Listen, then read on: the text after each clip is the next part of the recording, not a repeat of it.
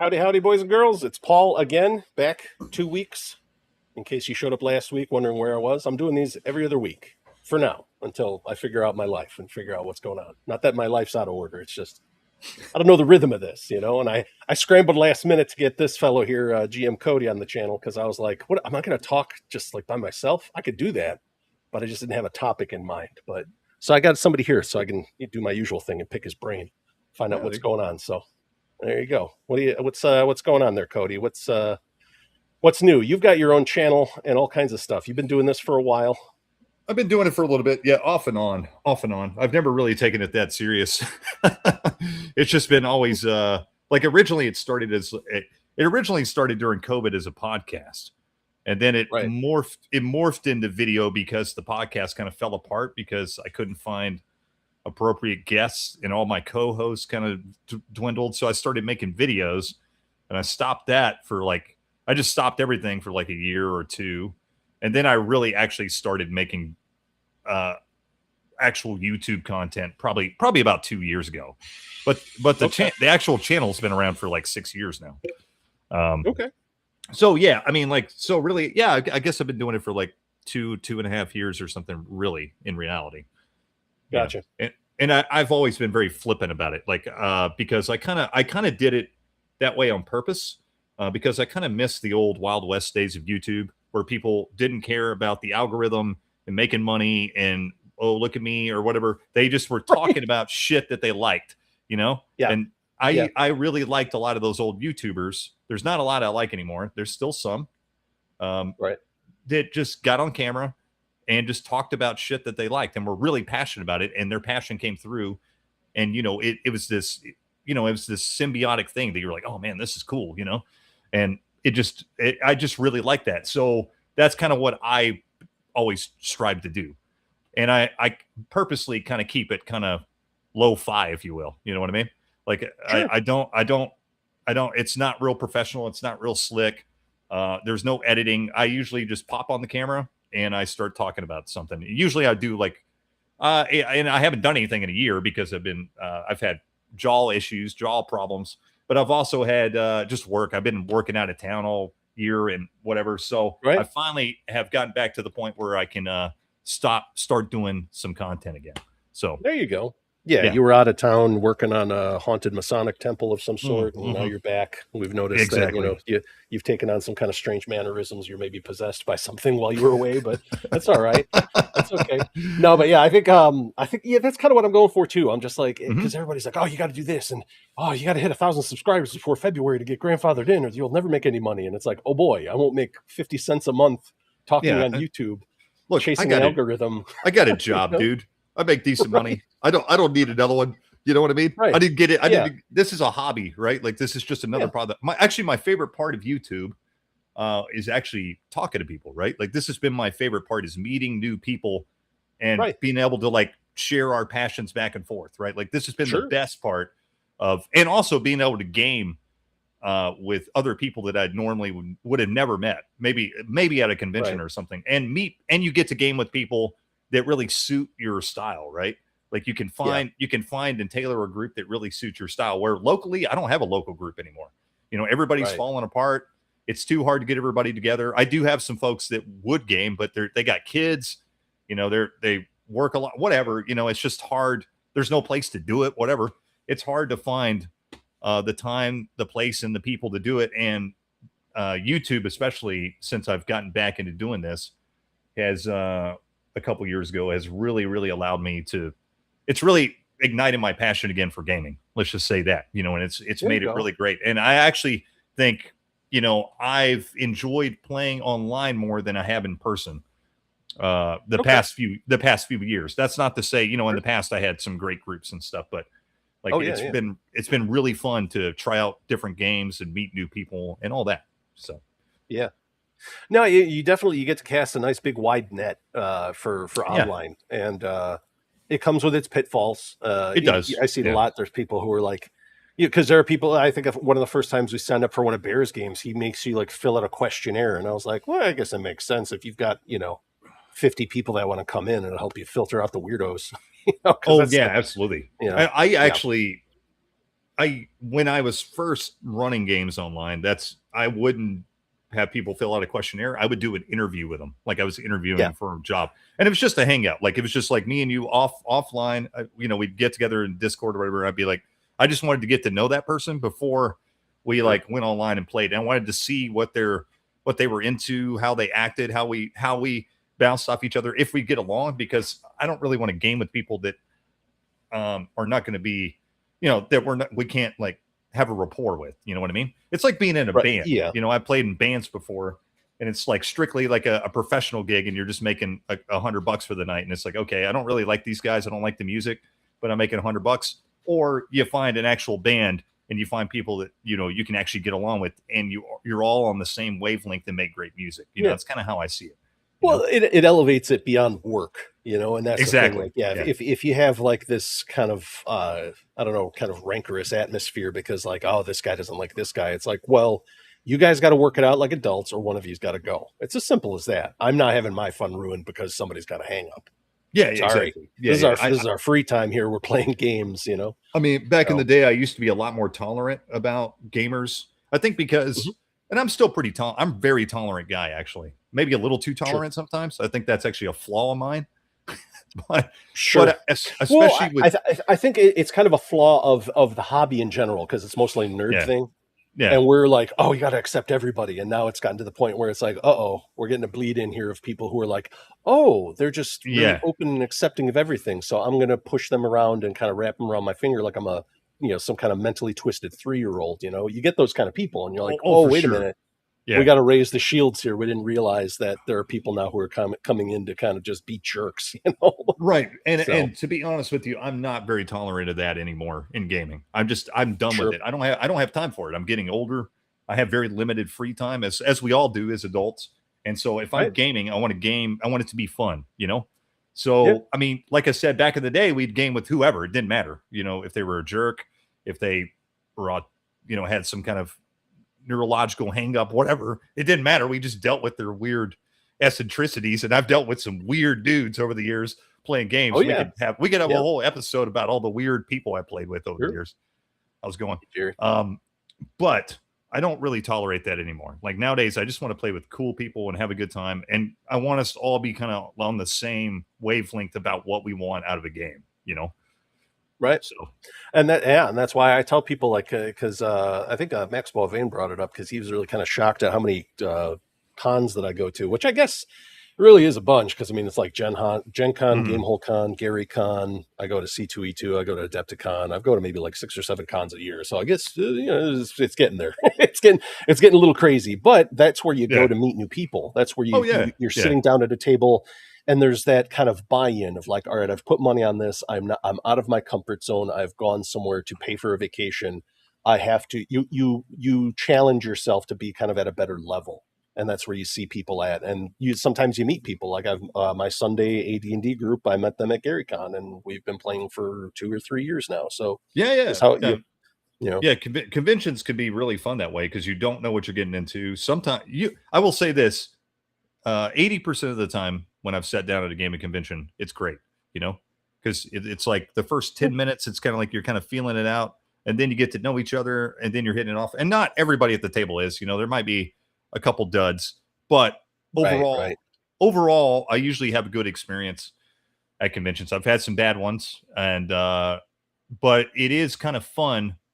I've always enjoyed that about kind of like trying to fit in and play in a game with strangers and stuff. And I always try to challenge myself when I go to a con. I play stuff that I don't ever get to play that I want to play. You know what I mean? So I do a lot of stuff that I don't normally do or would not do.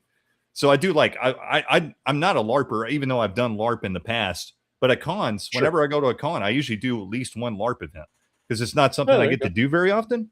And it's just a different, like something different. You know what I mean? And,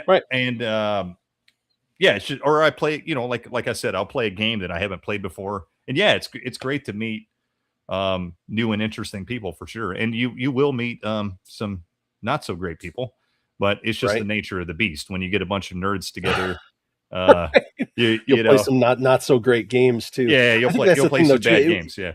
with time, as you go through it, you'll understand too. Like you get better at it. Like when going through my schedule now, it is a lot of like, okay, I want to try this out because it's new. Like Game Hole Con's coming up in October, so they just launched Crows today for MCDM. I'm playing in a playtest of that with the designer James Introcasto, I think his name is, and then what else? They're doing the Anne Rice RPG. Renegade's running some games of that, and I'm like, okay, we'll try that out because from what I heard, they're doing that because they lost Vampire. Supposedly that's the scuttlebutt, because I was like, wait a minute, aren't they doing a vampire game? Oh, they're doing Anne Rice now? Why is that? And it's, I think, because something happened with the Vampires got like 3 different RPGs out at a time because of the rights are all over the place. Right. The way it goes. Yeah. So I'm like, okay, I'll try that out and stuff. But I think number 1 now on the list, what I do is I go, okay, who ran a really fun game?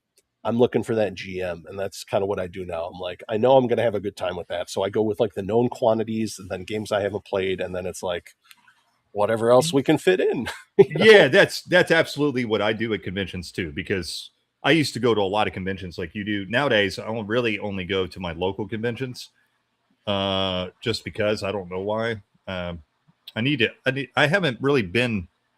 Like before COVID, I used to go like to at least 4 or 5 conventions a year, and then after that, I just stopped going to all of them. I don't know why. So, well, first is money. Like it's gotten more expensive to travel, get a hotel. And now it's harder to find people that want to go to a convention. I used to have friends that would be willing to travel, but now they're married, they have kids. Again, here we go, So it's harder to be like, hey man, do you want to go for a weekend and camp out in a smelly hotel room and with 6 guys and split a hotel. I don't do the 6 guys anymore. That's like early I don't stuff. do that. I haven't done that in a long time. No, that was like early Gen Con where you're like, pack as many guys as you can, man. It's only $30 for the whole weekend. Floor, in the closet. People all over the place in the middle of the night. But not anymore. Luckily for me, my brother's daughters were all college age and going off, so the nest was emptying for him, and he's like, I'm ready to play again. And I was like, thank God, because Gen Con just reopened after COVID, so he got to go, and he's like, man, it's really empty here. And I was like, yeah, because there's only like a quarter of the attendance because everybody thinks the Omega molecule or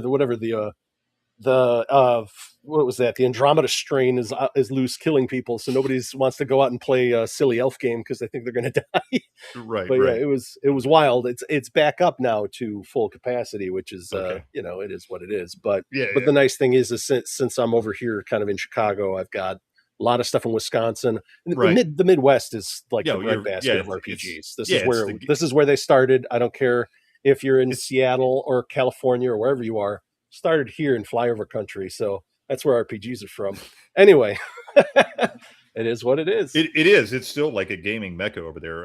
Every time, I've been in that area a lot, and every time I go there, there's game stores everywhere. There's it's very strong culture there, and it's not so. The other thing I noticed about the Midwest is it's not so not taboo, but it's not so. It's more commonplace, right? Even your normal person knows what it is there. Like you start talking about what role-playing games and stuff, they know what you're talking about. Even though nowadays most people do anywhere, they in the Midwest, they seem more hip about it. You know what I mean? It's just more commonplace. Yeah. I'm thinking next year I might check out Chaosium Con. We'll see though. That's one that I've been on the fence with because I was like, all right, you got a lot of Call of Cthulhu and RuneQuest, but do you have enough Pendragon and 7th Sea and other games? So we'll see. There's only so many games they have. They're a great company, but let's see. Yeah. I'm not a great person. Well, okay. You're good enough, Bear. Look in the mirror and tell yourself you're good enough. All right. All right. So, Wizards of Shadow City. From what I'm gathering, from when I picked up via osmosis from being on channels and hearing things, this came into your head, and it's mostly based off of a very odd, very little known HBO original movie. Sort of. Is that true, or is it more you read some Dashiell Hammond or whatever? And no. So this actually dates back a long time ago. This is a very old seed of an idea, and it's not an original idea either. It actually comes from a kind of a obscure game from the 90s, which I have right here. Now, so back in the day, when I was a kid, I got into gaming when I was like a kid. I was like 9 or 10, right? So one of the things, being a poor kid, I would hang out like at the hobby store or the game store for hours. My mom would just drop me off and I'd go just hang out, and watch the older kids play miniatures or role play, or like just look at the miniatures and stuff. But the other thing is, like, there back then, I'm sure you remember, Paul, and a lot of people in the chat probably remember too, is they had a lot of like catalogs were a big deal, and when you would buy a product or you go to the game store or hobby store, they would have little catalogs that you could take for free. Yep. And so we cherished these things when I was a kid. We would just pour through them constantly. It was just like, and it drove my imagination crazy looking at it, because I couldn't afford any of this stuff. So I'd be looking through these TSR catalogs and be like, Dark Sun, oh, what is this? Or, West End Games, I'd be looking, oh, Star Wars, cool. But in one of these catalogs, West End Games had this game, and it was called Blood Shadows. And I distinctly remember seeing the cover of this book in there and being like, oh, that is awesome, right? Like, just, it's kind of a cheesy, the cover actually doesn't hold up so well nowadays. But when you look at it, but it's still a cool, evocative cover. And when you're like a 9 or 10-year-old kid, you're like, that's badass, right? Like, I want a piece of that. Like, it's like Dick Tracy with, some cool goth girl, and there's like ghouls and stuff coming around the corner. It's like, okay, yeah, I want a piece of this action. And so you think about it, and you're like, there wasn't a whole lot of games like that at the time. They were going kind of like bigger and more bombastic. You're going, ninjas and super spies. You're going, they're not. You're not going detective stories. You're kind of past that, So right. So I saw that, and I kind of forgot about it. Fast forward 20 years later, I'm in the game store, and I'm always looking through like the bargain bin and stuff, looking for old books and stuff. And lo and behold, here's this book, right? And it was $2, right? I got the price right here. Buck for $2 and I was like, oh, heck yes. So I picked this up and I brought it home and I started reading it. And first off, it's a master book game. Master books sucked. I know, because it was one of the first role-playing games I played through the Indiana Jones role-playing game. Right. But I started reading this and realized this is really not that great. So it's a really cool idea, right? Mishmash, 1930s, 40s noir and detective stories and gangsters and all that stuff with fantasy and the supernatural and all that. That sounds really cool. But the setting of Blood Shadows is really weird, and I hate it. And it's really terrible. It's really confusing. I don't know a single person that would say otherwise. It's really confusing and really weird. This is based in a fantasy world that evolved up to that like technology level. And then it has okay. So it's not like our world that has like magic and monsters and stuff. So that is one difference. The other thing is the rules are terrible, right? Like Master Book was not a good rule set. So I'm like, okay, well, this game, I don't really want to play this, but I'm going to take the idea. I'm going to run a game like this. So I ran it with Savage Worlds, actually. It didn't have a name back then or anything. I ran like a little mini campaign with Savage Worlds with my own idea, mishmashing all this stuff together. And everybody loved it. Man, I was like, man, this is a cool idea. And I forgot about it. We ran a little campaign. That was it. Fast forward just a couple years ago, one of my best friends growing up, and he's probably my oldest friend. I've known him since the first grade. We still hang out, even though he's busy. We usually get together about once a month when he can free himself from the wife and kids, and we go get a beer and go comic book shopping or whatever, just an excuse to hang out.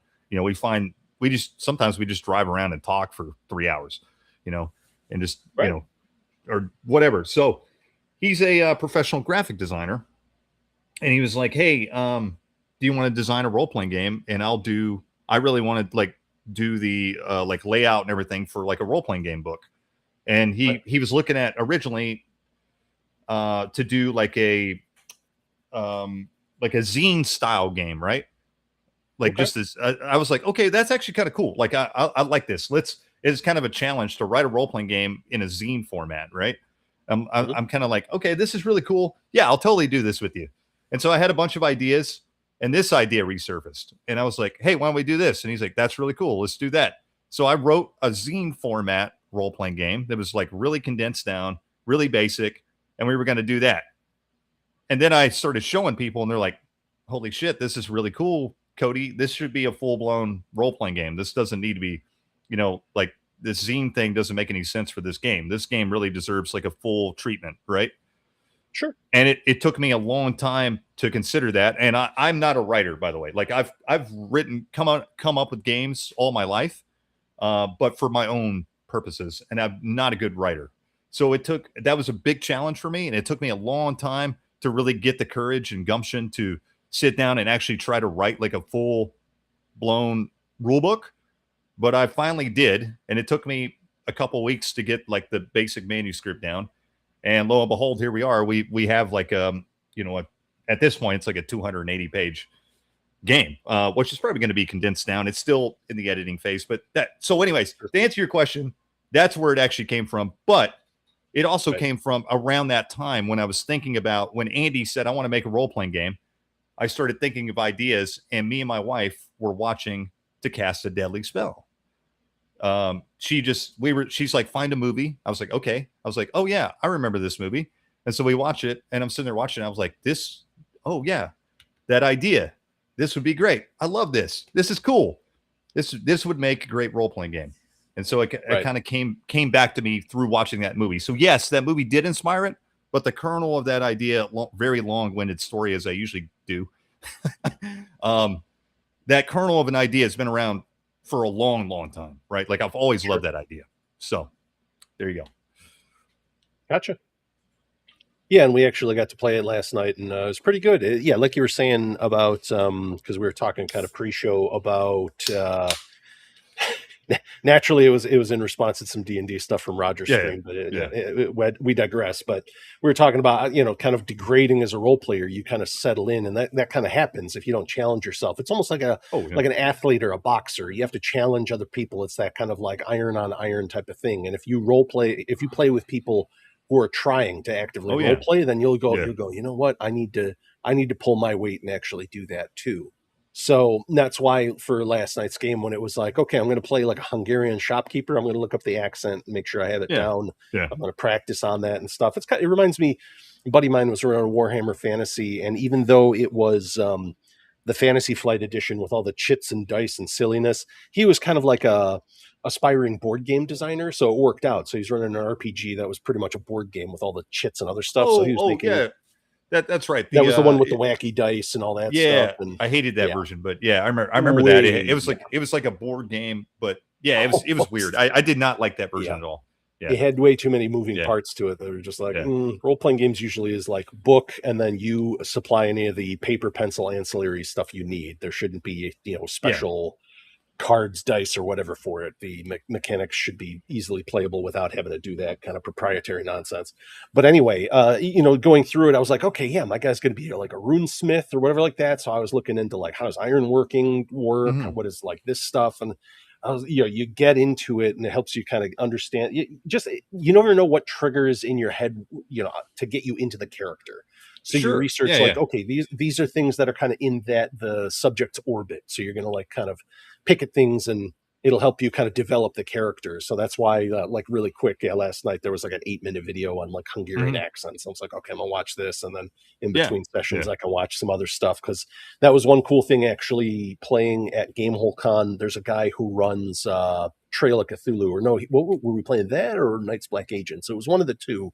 But we were playing the historical characters. It was Night's Black Agents, I think, the historical characters that Bram Stoker based the characters in his novel on. Yeah, and cool. So I was playing, what's his name? Armin Vandery or whatever like that, who is Van Helsing. And he was a Hungarian Jew who was like a super scholar, great linguist, well-traveled, all this stuff. So I had all these abilities about communication and understanding local cultures and stuff. And it was like, wow, there's a lot of history to this, because it was about the like Bulgarian expulsion of the Turks. Yeah. There's one of these things that's just happening in the middle of like the mid 19th century. You're like, well, in Eastern Europe, Southeastern Europe. So one of those things that you didn't learn in history class here unless you paid for it in college, which is rare. So it was cool to get that knowledge in there, and you're like, oh, okay, yeah, things are a little bit different, so you can kind of pick up on things there and then use it in game to make your character different. It's trying to not be yourself I think is kind of the key to role playing, you know?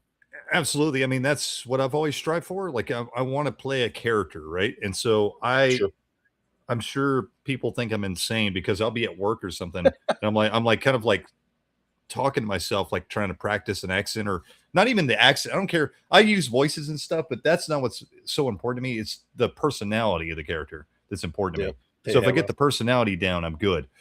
The accent just helps me get the personality, right? But I want to be that character. So I'm trying to put myself in the headspace of this character, and I will practice it and thinking about it a lot before I play a character. The other thing is sometimes it takes playing the character to really find the character, right? Sometimes I got it instantly. I don't even have to think about it. It's just boom, I'm in character. I got it. Sometimes I'm in character, but I have to play around with it a little bit, interact. The other thing is bouncing off everyone else, and you might, and especially if they're strong role players, you're going to find your character a lot faster. You know what I mean?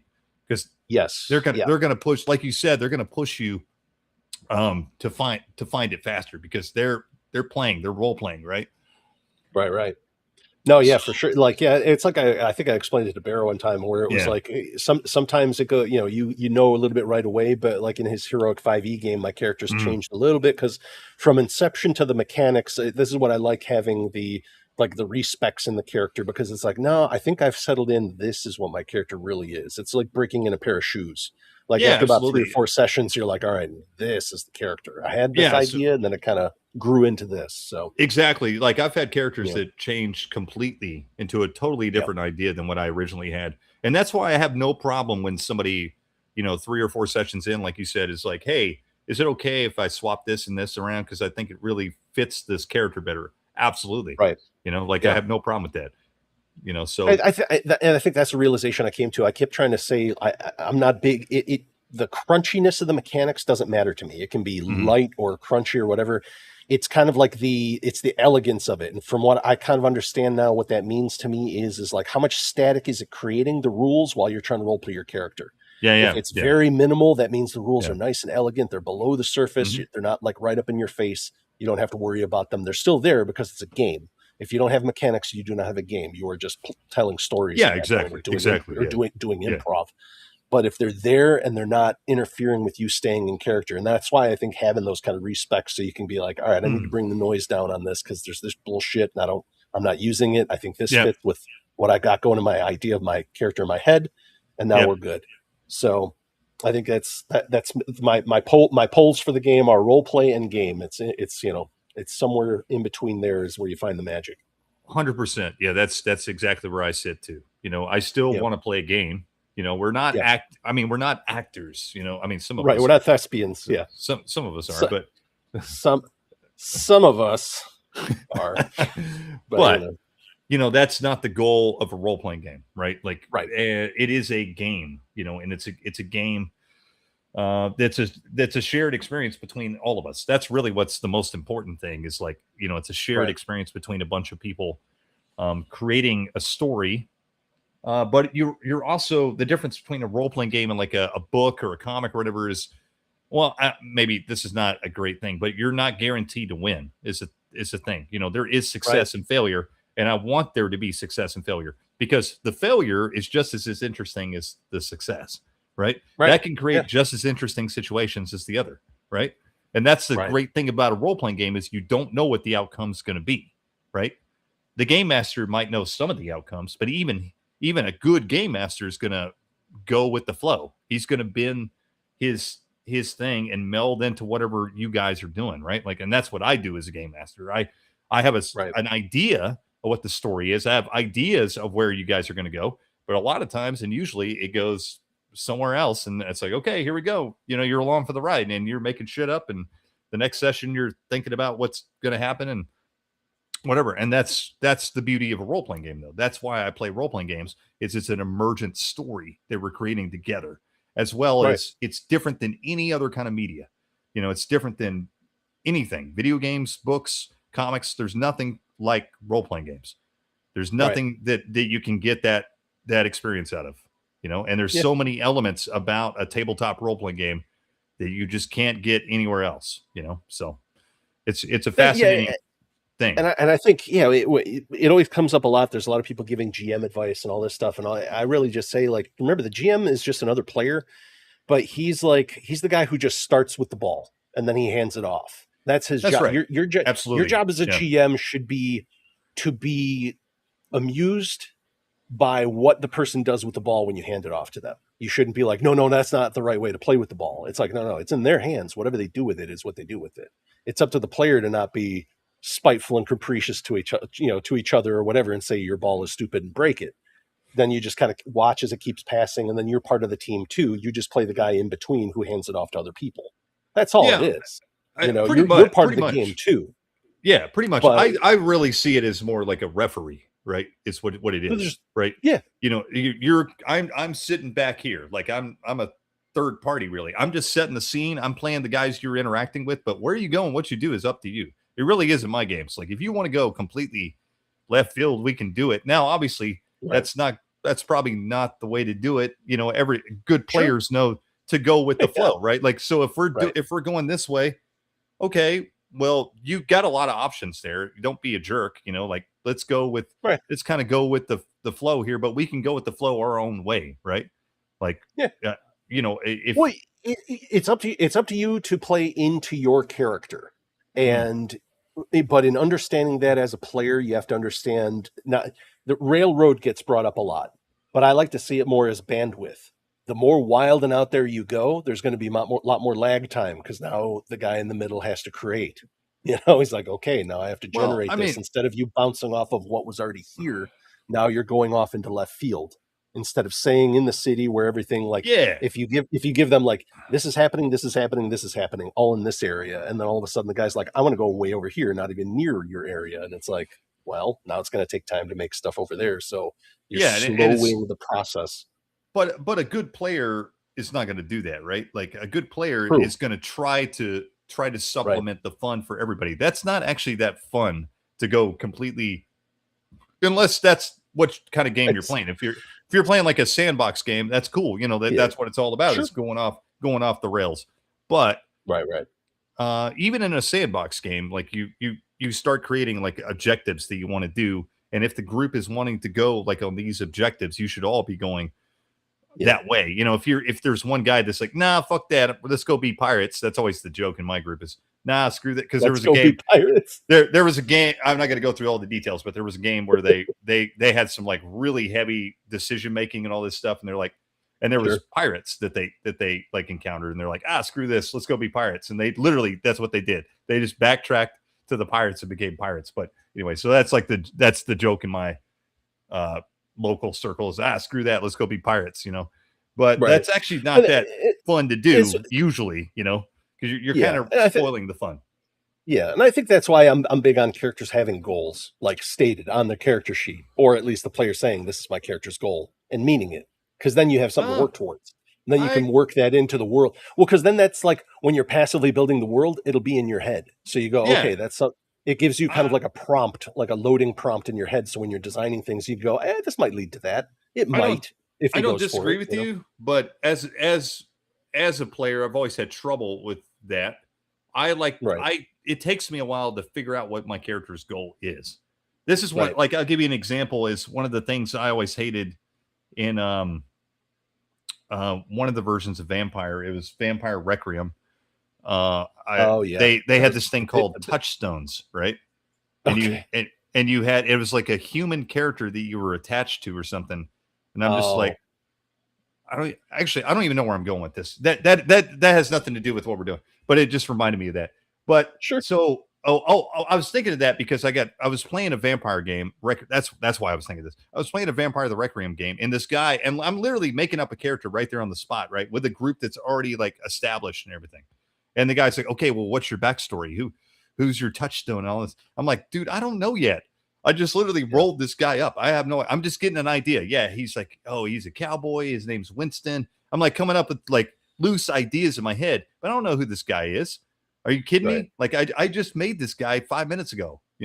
I don't know what his goals are yet. I'll know more when we actually play. And I don't mind if a character right off the bat has, because there's, again, sometimes you just have a really good idea and a character, and it's just like, okay, this is the character, and this is his goals, and this is, and it. But a lot of times, especially for me, I struggle to find a goal right off the bat. It takes me a minute to figure out what is this character's objective, right?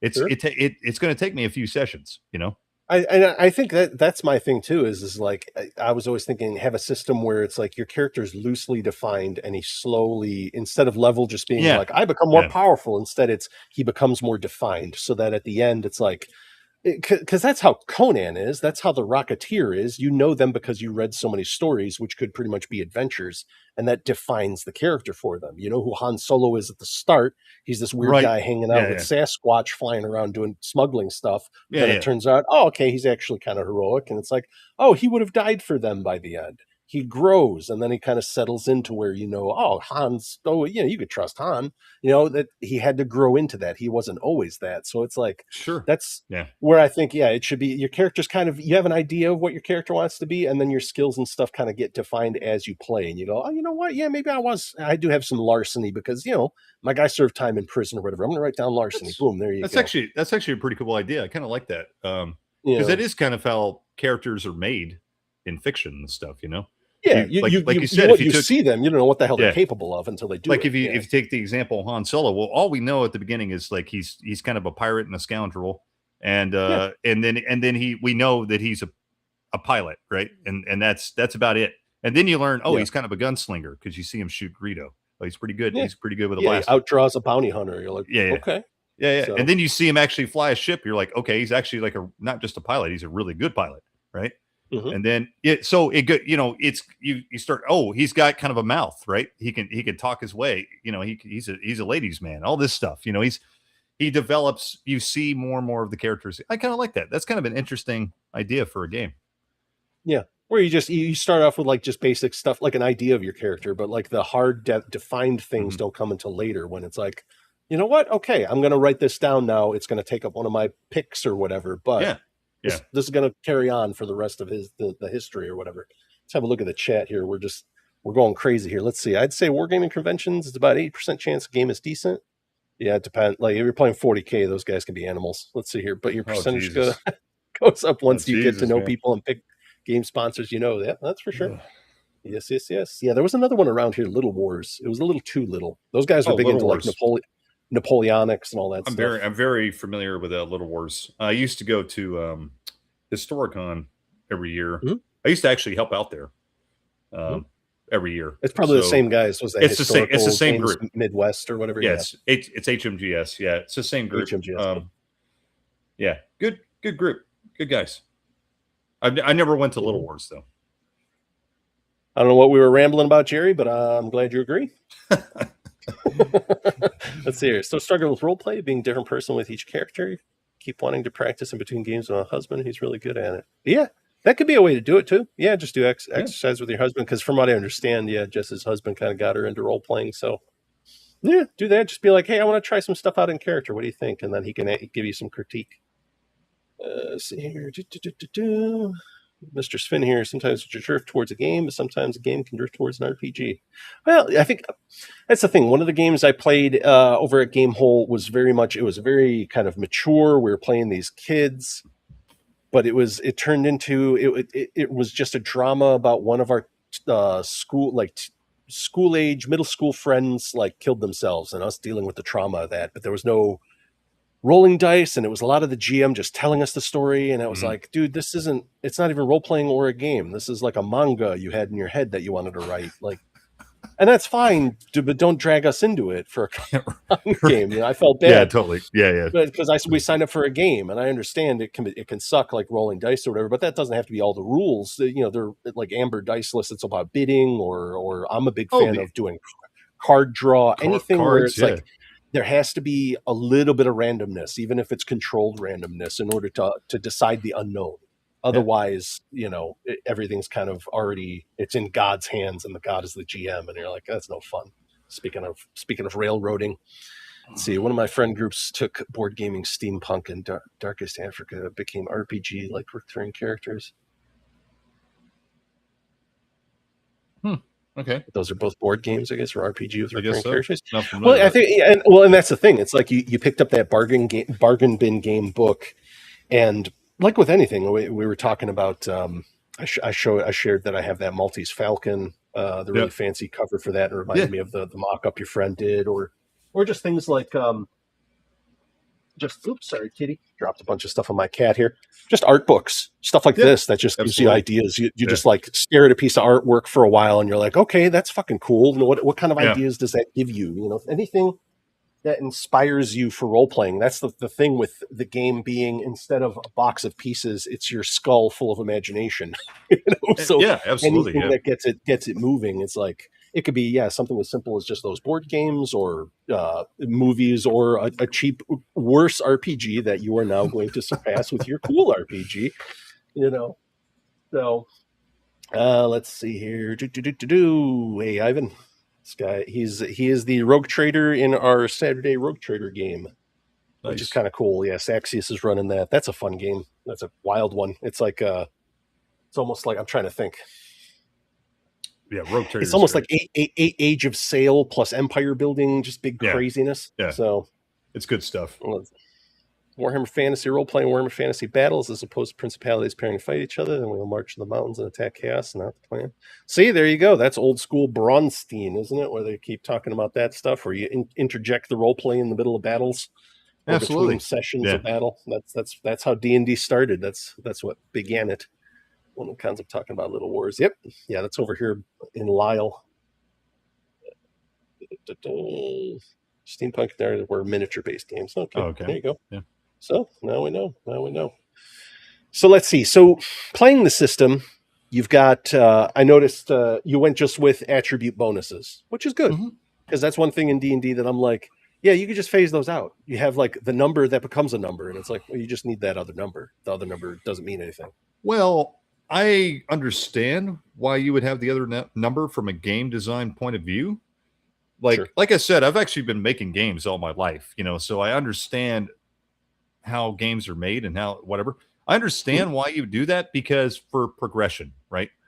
That if you want a steady progression, if you just have modifiers and it only goes up to like +4 or +5, you're not going to have a lot of progression as a character if that's what you're looking for out of your game. For my game, I don't give a shit about that. That's not what my game's about. My game, yes, you can progress and get better as a character, but it's not about leveling up, right? Like, that's not what my game's about. My game's about creating an interesting character and role playing. It's not about stats and bonuses, even though that's all there. The rules are there. You can create all kinds of characters to your heart's content. As far as like leveling up, it's not really that big of a focus in my game. It happens, but I understand why you would want to do that in certain circumstances, because you want that steady progression of a character, right? And so in order to do that, you got to have bigger numbers to generate the smaller numbers. Otherwise, you're gonna get to those smaller numbers too quick. Gotcha. But it doesn't really matter in my game. Like, that's not an important part of the game I'm designing for this, right? And I don't think people that are playing the game, that's not really what they want out of the game either. They already want like a competent character. That's kind of what this genre, I created the game to match the genre, and in the genre, everybody's pretty competent, right? Or should be. So, and you can progress, you can get better, but it's going to take a long time to get there. And it's not like, that's not really the end goal of what this game's about. So. Right. Yeah. Yeah. Well, I think that with any game where there's progression, that's my thing. I don't want it to be like, there's no sense of adventure if, okay, I get better at a thing to the point where it becomes every day and like running down to go and get a gallon of milk from the store. You should be pushing your character to do big and great things and increasing his capacity to do big and great things. Exactly. So that's why I'm liking some of the abilities in Bear's heroic 5e game. It's like, okay, there's some cool stuff in here. There's one, since I've taken like super genius for my character. Yeah. There's powers that you get. There's a lot of out of combat stuff, and that's where I'm playing around with, because I'm like, ooh, I like all the cool utility stuff. And one of them's like, oh, I can subtract my intelligence bonus from the difficulty to invent things. You could just be like Reed Richards type of inventing stuff with, just you slash the DC on everything, and it's that much. You make things that much faster or better. And I'm like, oh, cool. All right, yeah, I'm totally all about that. As opposed to you do +5 damage. I'm like, all right, my brain. I don't know. It's something in my brain. Maybe I can't parse that. Like, was Excalibur a +5 sword or a +4 sword? What does that exactly mean? Where do we split the hair here? So, numbers and bonuses. But how did you settle on the 2d10 for the resolution? So 2d10. I've always liked like 2 dice systems. I think it's a nice bell curve. I'll be honest with you, like the game's it's evolved a lot. It started off as D6s. I like D10s a little bit better because it's a little wilder, right? It still has a little bit of swing to it, a little bit more than 2d6. So you can end up with a really high number, but you can also bomb really bad. But overall, it has a nice bell curve. So you're going to end up with a good average in between. I almost went just straight D20, to be honest with you.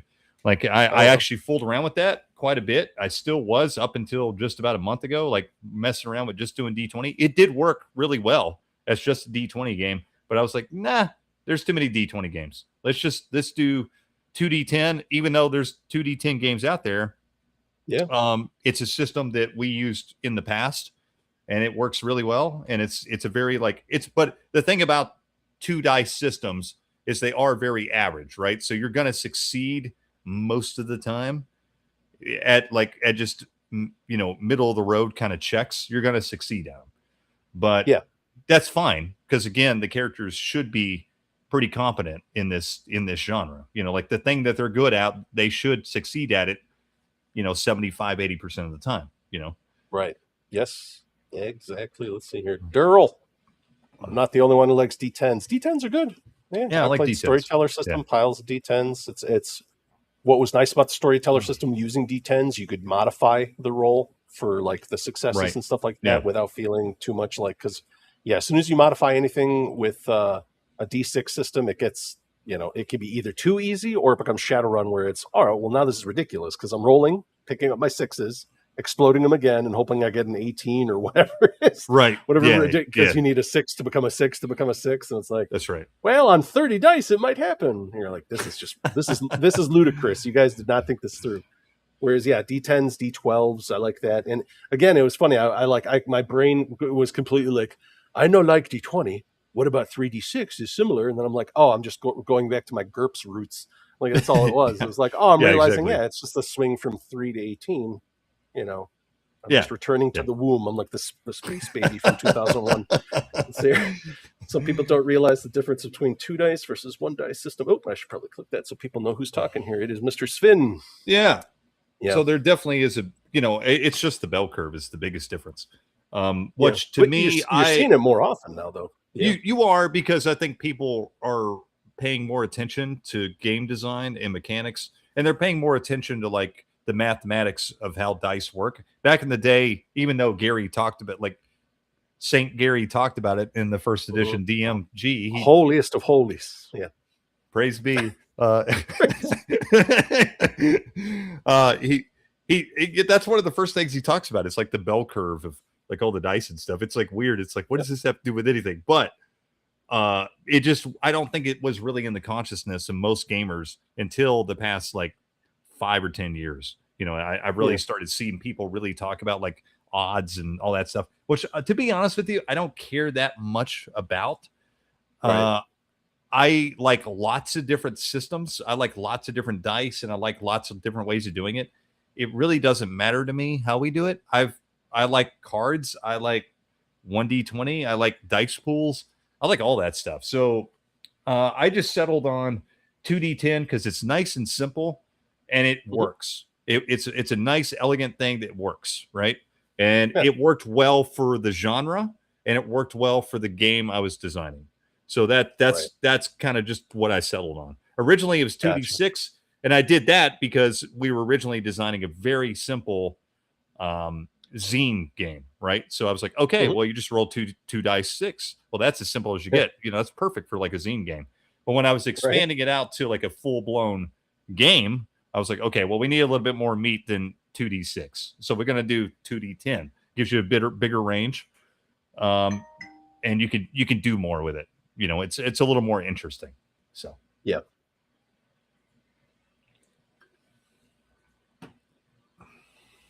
Oh yeah. You get your well, that's the thing, you know, if you're playing any types of games, you're playing with probabilities, so you're trying to like, okay, I need to understand this, you know, and what it means, and that's where you get to developing that elegance, like I call it, because I always say the second best thing to a good baked in elegant system is percentile, because it just stays out of the way. It's the raw mechanics.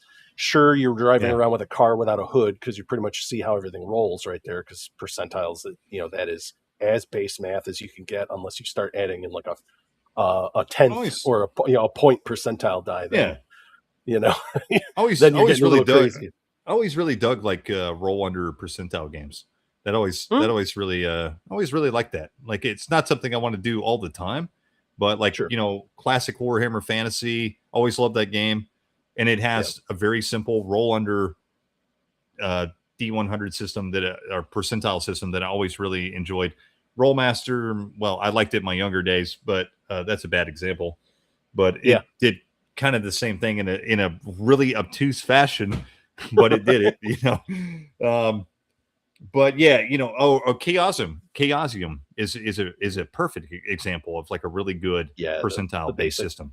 Yeah, the basic role playing system is really good, you know. Oh, Durrell, I'm guessing you were watching Roger's show earlier, hey? It got a little out of hand, but you know, BX is your number one independent game. I'm like, Anyway, we'll digress. Moving right along. Yeah, no, I guess what kind of that was, I think, came up in the questions there. With what mechanics or rules gravely disappoint the Humungous here? What is like what have you played that you're like, it just stuck out? Like, God, why is this here? What is going on? What it just doesn't. It too much game like punching you in the face, keeping you from the role play. In other games, you mean, right? Like other role playing games? Not in your game, because I mean, I'm sure you, since you've been playtesting it, I'm assuming you shaved off any of the ugly bits. Oh, you know? Yeah. Well, there's still some ugly bits, but mostly shaved it off. Yeah. But yeah, in other games, there's been plenty of them. Jeez, I played some really awful games over the years. You know, some of them I like. You know, some of them I still have like nostalgic feelings for because they're awful. Like, I'm going to be honest with you. I'm going to piss some people off, but I hate to say it. Palladium is an awful fucking game. All right. It's an awful system, but I still love it. I still love it for the awfulness. There's something about it when I look at that just mess of it. I think I like it because it's so like, and I'm not knocking Kevin. I love Kevin to death. I love the stuff, but it is very amateur looking, right? And I think that's why I love it, because I knew even as a kid, it looked like one dude just like wrote down every crazy fucking idea he had and made a game. And that's what it is, right? That's what it is. That's what ever played him. Especially when you bust open rifts and you're just like, what? And it's like, oh yeah, this is so he can kitchen sink all his other games. But now there's the base setting where the good guys are black skull wearing fascists, and you're like, what? But it's like, literally like we haven't gotten to the slave traders of Atlantis yet. And you're like, all right, this is off the wall already. When you read a Palladium book, it's literally like Kevin sits down. I don't know what his writing process is. I'd love to ask him sometime, but it looks like he just sits down and he has no idea what he's going to do. He's just like, all right, I got this crazy idea. And he just starts like, he just goes straight through and doesn't even think about how it's going to check out with something else. He just like, all right, it's a fucking whatever. It's a juicer. What does a juicer do? It's blah, blah, blah, blah. And he just starts adding numbers and stuff. And it's just like this long. It's a guy with mohawk on drugs and he does crazy stuff. You're like, okay, cool. All right. So he's gonna get plus 1d4. You know, and it's just arbitrary numbers everywhere. And it's crazy because then you flip the page and it's like, all right, now there's a dog man and he works for the skull fascists, and you're like, dog man, okay, sure, yeah. And then the chief hero of the game is going to be a guy. He's in a big robot suit, but his shoulder's a gun. And that's it. That's his power, is a gun. And you're like, okay, cool. Yeah. So, but you know, have you played Savage Rifts? Yeah, I haven't played it. I do have it. It's like the mirror opposite of Rifts. It's like they made Savage Worlds into a really cool system that emulates everything you want from Rifts, but never could because it was stuck like with the Stone of Sisyphus being the old bullshit rules that have been around for like 30 years. And it's like, oh my God, I never knew Rifts could be this interesting and cool and easy to play. Yeah, so I'm not a so I have it. Savage Worlds is an interesting one because it's a game that I always wanted to like and never quite hit the mark for me. I go back to it every like few years. I'm like, this looks really cool. Bear has the same opinion I do. We say the same exact thing, but it's exactly how I feel. Right. I've played Savage Worlds a lot, and every time I play, like every time I look at it again, I'm like, oh yeah, this looks awesome. I should run this. And I run it and I'm like, this is awful. I don't like this at all. And I don't know why. I don't know what it is about it. It just doesn't click with me for some reason. I think we were talking before the show. I think it's just that the entire thing of having a generic system means like, sure, you could use it to do other things. It's not going to work as if you made like a bespoke system that really went into the themes of what you're doing and all this other. Those are the games that I like. And it's interesting to see the complaints that people have about those, which are usually boiled down to, well, I mean, how long of a campaign can you play in that really? And I'm like, who gives a shit? It's fun, and I want to play it for a little while, and then I could get another one if I want to play a different game. I don't want to get like the longevity of a game. I can always come back to it. It's not like it's I've never. I'll be honest. There's been very few long epic campaigns throughout my entire life. I could name them on like one hand, probably. Like when I'm talking long and epic, we're talking about more than like a few months, right? Because I've always been a very ADHD gamer. I am ADHD, but like that's just the way I am. I'm into something for a while. We play it, and like we play 10 sessions or whatever. I'm like, okay, that was cool, and I wrap it up. Or sometimes I don't wrap it up. I'm like, hey, you guys want to play this? And that drives some people crazy. But like back in the day, that's my whole group was like that. We switched games like crazy, and every once in a while, something really caught fire, and we would play a game for a long time, and we'd have some big epic campaign. But that was rare. That was rare back in the day. So like longevity of a campaign, I never gave a shit about that. That was like my last thought. I just want a cool game, right? Because my campaigns aren't very long to begin with, so I don't care. Right. Well, and the thing that's going to judge the longevity of your campaign is how interested your players are. If it's a great game, it doesn't matter what the system is built for. You will make it last. Your players. Yeah. Well, a good example of that is we played. What is that zombie game? All Flesh Must Be Eaten. All Flesh Must Be Eaten. Yep. And that was one of the longest campaigns I ever played. And if you've looked at that game, like it seems like that would only be like a 4 or 5 session campaign. We played that for like a year, right? Yeah. Because everybody was so invested in the game. We were just like, no, we got to keep going. And it turned into like The Walking Dead before The Walking Dead, like it was like this huge epic thing. And the game master was just like rolling with it. He was just going, and it was just great. And we played that for almost a year. And it was like this whole group that we were meeting at the game store. It started off as this little thing where we were going to play like, a side from the main game. And then it turned into like the campaign we all wanted to play, so, yeah, you can turn anything into a long campaign if you guys really want to do it. I've done that many times with all kinds of games like that. We did that with another long running thing we did was Big Eye Small Mouth back in the day. And it wasn't, we didn't do like a straight up anime campaign. My game master wanted to run a game that was kind of like feudal Japan with all the myth and magic and all that stuff, but like anime stuff, right? We're like, okay, that sounds awesome. Let's play. Everybody wants to play a ninja and samurai. That sounds awesome. And that campaign went for like a long time. We played a while. And that's a really simple rule set, right? Like that, it shouldn't have the legs. Yeah, and most people would think, okay, that campaign concept and those rules should not carry like a long campaign, but it did because we were really invested in the characters and really invested in what was going on, and we were like, we didn't care about any of that stuff. We were having fun, and we kept it going because we were having fun. So you can keep anything going if you want to. Yeah, we can do this here because Jess, what is this here? You were saying I really like to game will continue forever. No, it was before that here. This is what you're saying. Maybe I'll write some researches, but everything I'll retain the information. Right. Well, if you're up for reading, Jess, let's see if I can get this going here. Can I add I can share my screen here. No. Let's tab to share. Can I train this tab? Yeah. Can I drag the tab? We're watching the boomers work here, folks. Yeah, never mind. Anyway. There we go. Back to the basics. Yeah. I was going to start beating it with a femur bone. Anyway, there's a book series called Designers and Dragons by Shannon Appelcline. They're coming out with a nice slipcase. He did them by decades, 70s, 80s, 90s, and aughts. Yeah. And it does like a nice coverage of games if you want to do some research. So if you were like Jess, who's constantly asking questions and then the information falls out of the side of her head for some reason, you can buy the books and just stick it right in that hole, and there you go. You'll figure it out.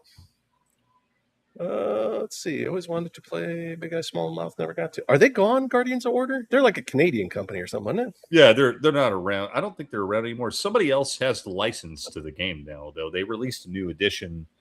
No, really? Yeah, like a year or two ago. But I don't really care. I didn't look at it. The only one I played was I played the first and second edition. Yeah, back in the day, and it was fun. That's all I really know. So.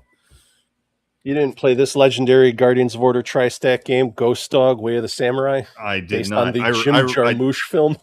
I definitely remember it. I do remember it, oddly enough. But no, we never played it.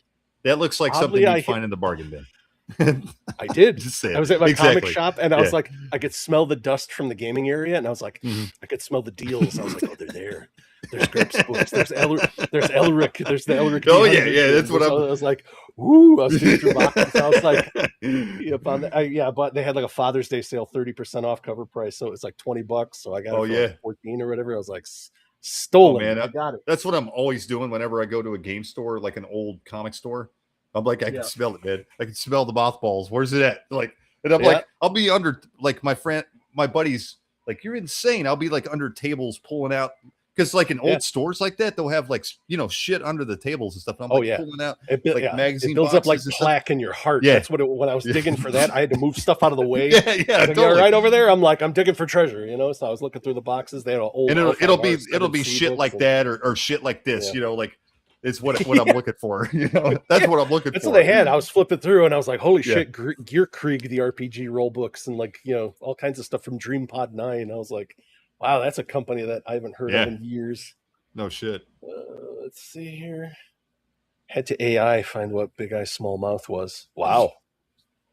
Yeah, no, it's long gone. That was back in the day. Looking here and research something if he doesn't count as research. Let's see.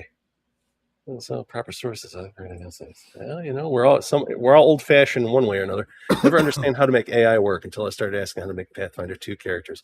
Right? Yeah, I'm pretty sure that's the thing. The AI learned after a while from all these number monkeys who are like, how do I make the most efficient fighter to do all the actions and make this game painful to play?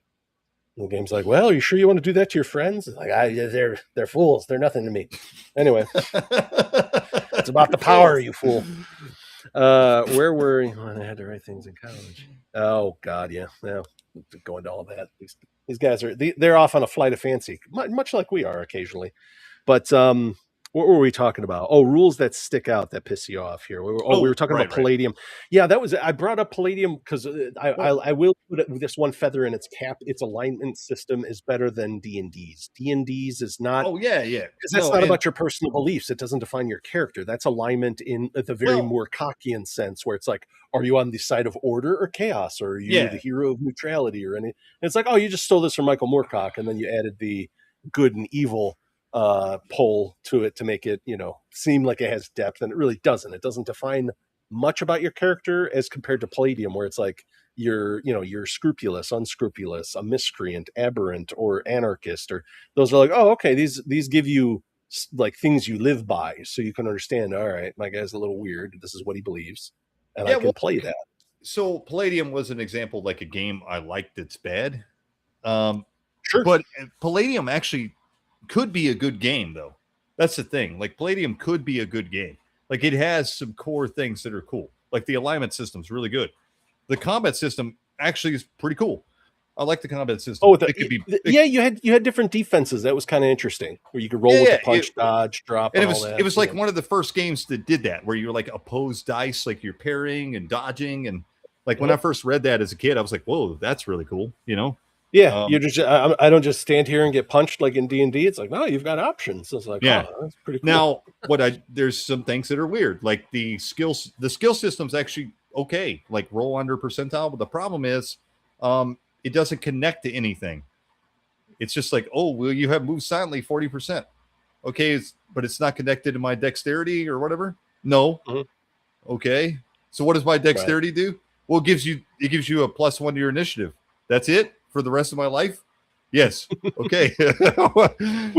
Technically, that's not true. High enough dexterity. Well, yeah, because in 1E you do get like a 5% bonus. It's just that's the thing. It's one of those where it's like it's clunky because you look at it because then there's the problem with the thief in there because I'm a 15th level thug or whatever in my 1E game right now. So it's like I had to work all those out, and that's why thieves are always like, I need Elven Chain. You know, that's like the best armor you can wear and not be completely hampered in your thieving abilities because it's like you got your armor bonuses, your dex bonuses, and then you get well, that was the thing too. He house ruled it, so it's like in 2nd where instead of your things moving up at a static rate, you got points to spend, your percentage points. Right. Because remember they switched that in 2E. It was like you got points per level and you could do whatever you want because sometimes you're just not going to pickpocket, or whatever. So there's things I don't like about things. But there's also games that are just god awful. I'm trying to think of games that are like god awful to me, really, because there are like I can't think. There has been games that I'm just like, yeah, this is absolutely terrible, but and I don't want to give like a generic answer.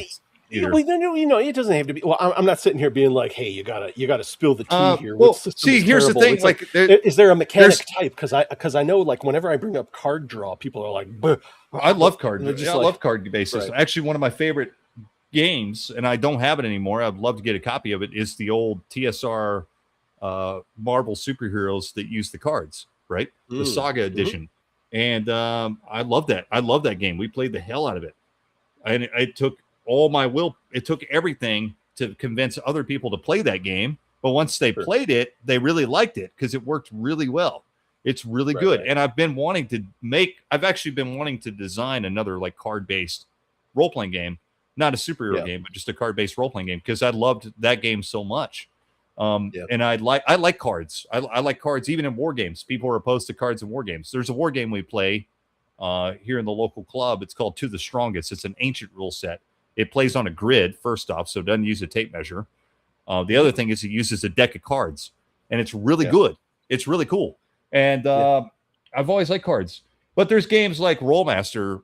I played Rollmaster back in the day. I'm very nostalgic about it. Would I want to nowadays? I did briefly revisit it. We played some MERP about 6 months ago, and I was like, yeah, this is... We had a lot of fun, actually.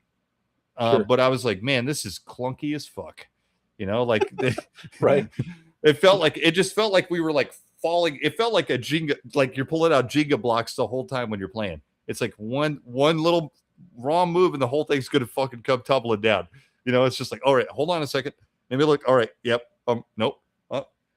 It's just, and it's just like that. And that wasn't but when we were just, we kind of like stopped paying attention to all the little nuances. And when we did that, it was a lot of fun. And like the critical hit charts were hilarious. It wasn't very serious at all. I mean, at one point they like crippled a goblin and then they let him live. So it's like this crippled goblin, like, gipping back to the rest of his like family or whatever. And they like, and that was, so that kind of stuff was really funny. And it's not, no, I get it. You were truly staying within the spirit of Tolkien. I understand. See, that's the thing. It doesn't really capture the spirit of Tolkien at all. The other thing is, it's just we cut an orc's legs off, and then we said, "Beg for mercy and dig your own grave with your friend's shield and all that." Yeah, you're like, but it was a lot. It was a lot of fun. It did create some fun situations. So, like, it's not a great system. It's kind of a trash system, but at the same time, I still had a lot of fun playing it. So. Have you tried One Ring yet? Yeah, I hated it. I really didn't like it at all. I thought it was a terrible. That I could easily say, just for me personally, I know a lot of people like it. I do not like that game system. I do like stuff it does, though. I like how it tries to emulate like the fellowship phase and the travel phase. All that stuff's really cool. Very thematic to Lord of the Rings. The game system itself sucks. I really do not like it. I did like there, but again, there's things I did like. I like that. I like the combat system, the way they do the ranges and stuff. Really works really well. Just the core mechanics and stuff are really like, it's like you guys were trying way too hard here. Just put some modifiers. So I hate. That's one thing I hate. If I can say I hate one thing, Paul, I hate gimmicky shit in games. Like Modifius 2D20. I hate that system because it's very gimmicky, right? What's very the gimmick to it? Oh, it's a gimmick. So you're rolling 2D20, which is gimmicky in itself. And then you also have all these whatever that you got all these currencies, it's like, okay. The momentum, the momentum and stuff. And the GM has like a counterpoint to that. I think really with those types of games, that's why somebody mentions Fate here. I think it's many people love to hate on Fate. I think really you just need ground rules when you go into it. It's really unfortunate because it seems like they would have figured that out with Fate, where it's like, okay, I only have so many Fate points. If somebody spends a Fate point, that's it. No more Fate points are spent on that. You can't then go, oh, well, now I'm going to up the ante. Well, now I'm going to counter bid or any of that shit. It's like, no, now we're playing poker. If you spend a Fate point to tag an aspect, that's the aspect that's tagged for that roll. Move on. Otherwise, I've had that might actually be a rule. I mean, my GM is part of my Friday group that we rotate with, and he loves Fate. He loves playing with it. And that's I love the resolution mechanics for that. You're always rolling the 4 dice and you're just adding them up. It's a plus, a minus, or a blank on a D6. Each has 2 sides. So you're going from -4 to +4. It's fudge. Yeah. Fate stands for fudge something. It's just the kind of like evolution of it, but it's very simple. So it's like, I never played it. So I have no experience with it. It's one of those generic systems, but it's much more kind of narrative just in the skills and stuff like that. Cause you have, aspects you can tag, and then your skills are, the nice thing about the skills is you don't get dice based on the skill number. It gives you a flat plus. So every time you raise that skill, you are only getting better with it. It's not like giving you like, hey, you get a chance to roll. It's like, no, it's a +1. You are better, period, at the skill. Doesn't mean you're going to succeed. It just means you're better at the skill. Yeah. But then the cool thing is you have a starting set of Fate points, usually about 4 or something like that. Okay.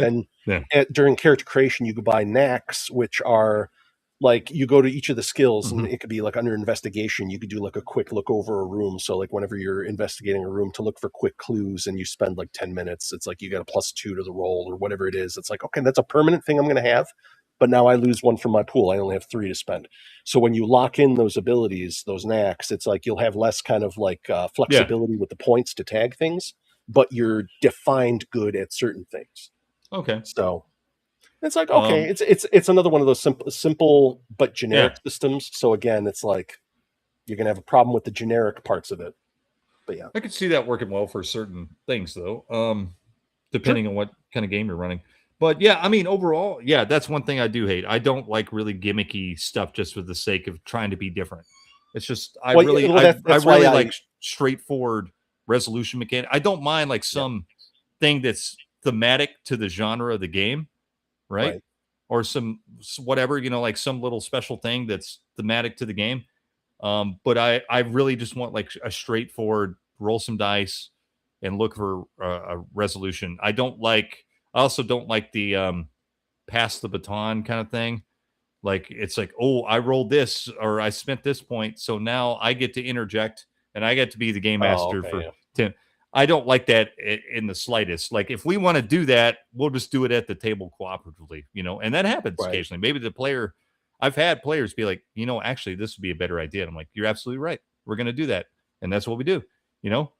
That's happened before, but I don't want some player to be like, well, I'm going to spit by blah, blah, blah point. And now, and I'm just like, okay, that sucks. I don't like that. Yeah, that's the thing. Yeah, there's some games that experimented with some wacky nonsense, and then you have to learn from other people's pain that it's like, oh God, that exists.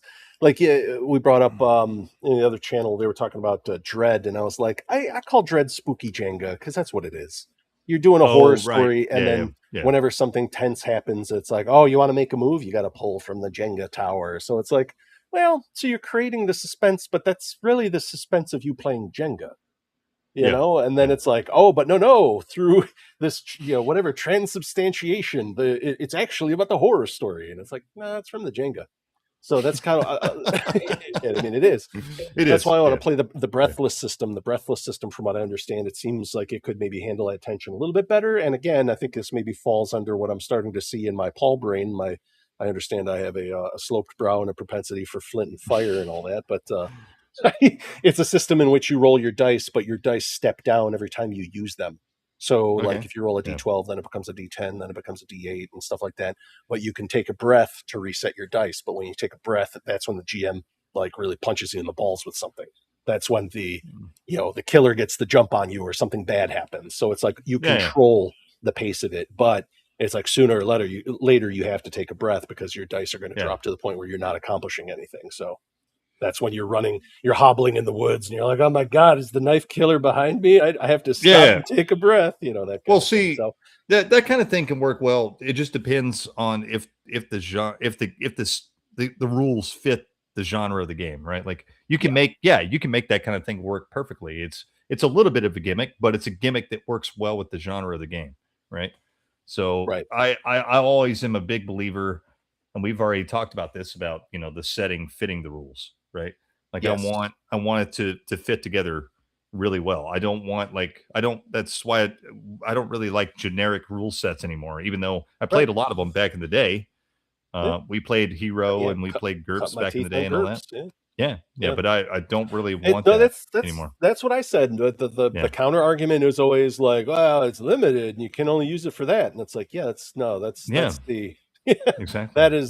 That's the benefit, not the, it's the bonus. That's why I want to play it, because it brings me into that setting. That's why whenever any game is, that's why when D20 happened in the 3.0 era at the start of the millennium, and then everything was becoming D20. It's like all of these taste like a different dish at a bad Chinese restaurant where they haven't changed the oil in 8 months. So everything tastes a little fishy, a little weird, and it's like, oh, it all just tastes like D&D, because that's all it is. You're just, that's all it is. Strength, dex, wisdom's, con. Okay, I know all the. We got hit points. Okay, all that. Even though some of them tried, so like that was one thing I really loved about Spycraft. They added in the action points, which was very much like the points that you had in that's right 007 RPG, which gave you rerolls and all that. I was like, okay, cool, you guys are doing something. Every other D20 game though was like all of the creativity was sucked out of the RPG sphere. Because at the time, people were complaining like, oh, everybody's playing vampire instead of D&D. It's like, well, vampire's different, at least. It's something. I know you think it's all LARPing and black trench coats or whatever, but who gives a shit what you think? You're D&D players. But, but once you got to D20, it was like the thing that killed it for me was I ran a D20 Cthulhu. And at the end of the session, my buddy was like, okay, cool. I'm a level 2 doctor now. How does that work? And it broke my brain. I was like, yeah, I don't know. I guess you're a level 2 doctor that can get shot twice now. You got more hit points. That's how. It does. It does. I wasn't a fan of the D20 boom from the minute it happened. Like it works. Right. It works for D&D because that's what it was designed to do, and it can work for other games too. But it doesn't really work for, say, Call of Cthulhu. It doesn't work. A game that really you shouldn't have a whole lot of combat for. A game that's like investigative. You're like, okay, there's a lot of skills here, but that doesn't really necessitate a good investigative game, So let's see here. Daryl, what do you got? 30-year gap of roleplay ignorance. Were you in a coma? What happened, Daryl? Talk to us here. I was at a coma for a while and woke up. I won't play D&D again. Let's see here. Palladium experience was limited to TMNT. Not bad. And Recon. Recon is interesting. I played both the basic and the advanced Recon. Those are some of my first. It was actually a decent game.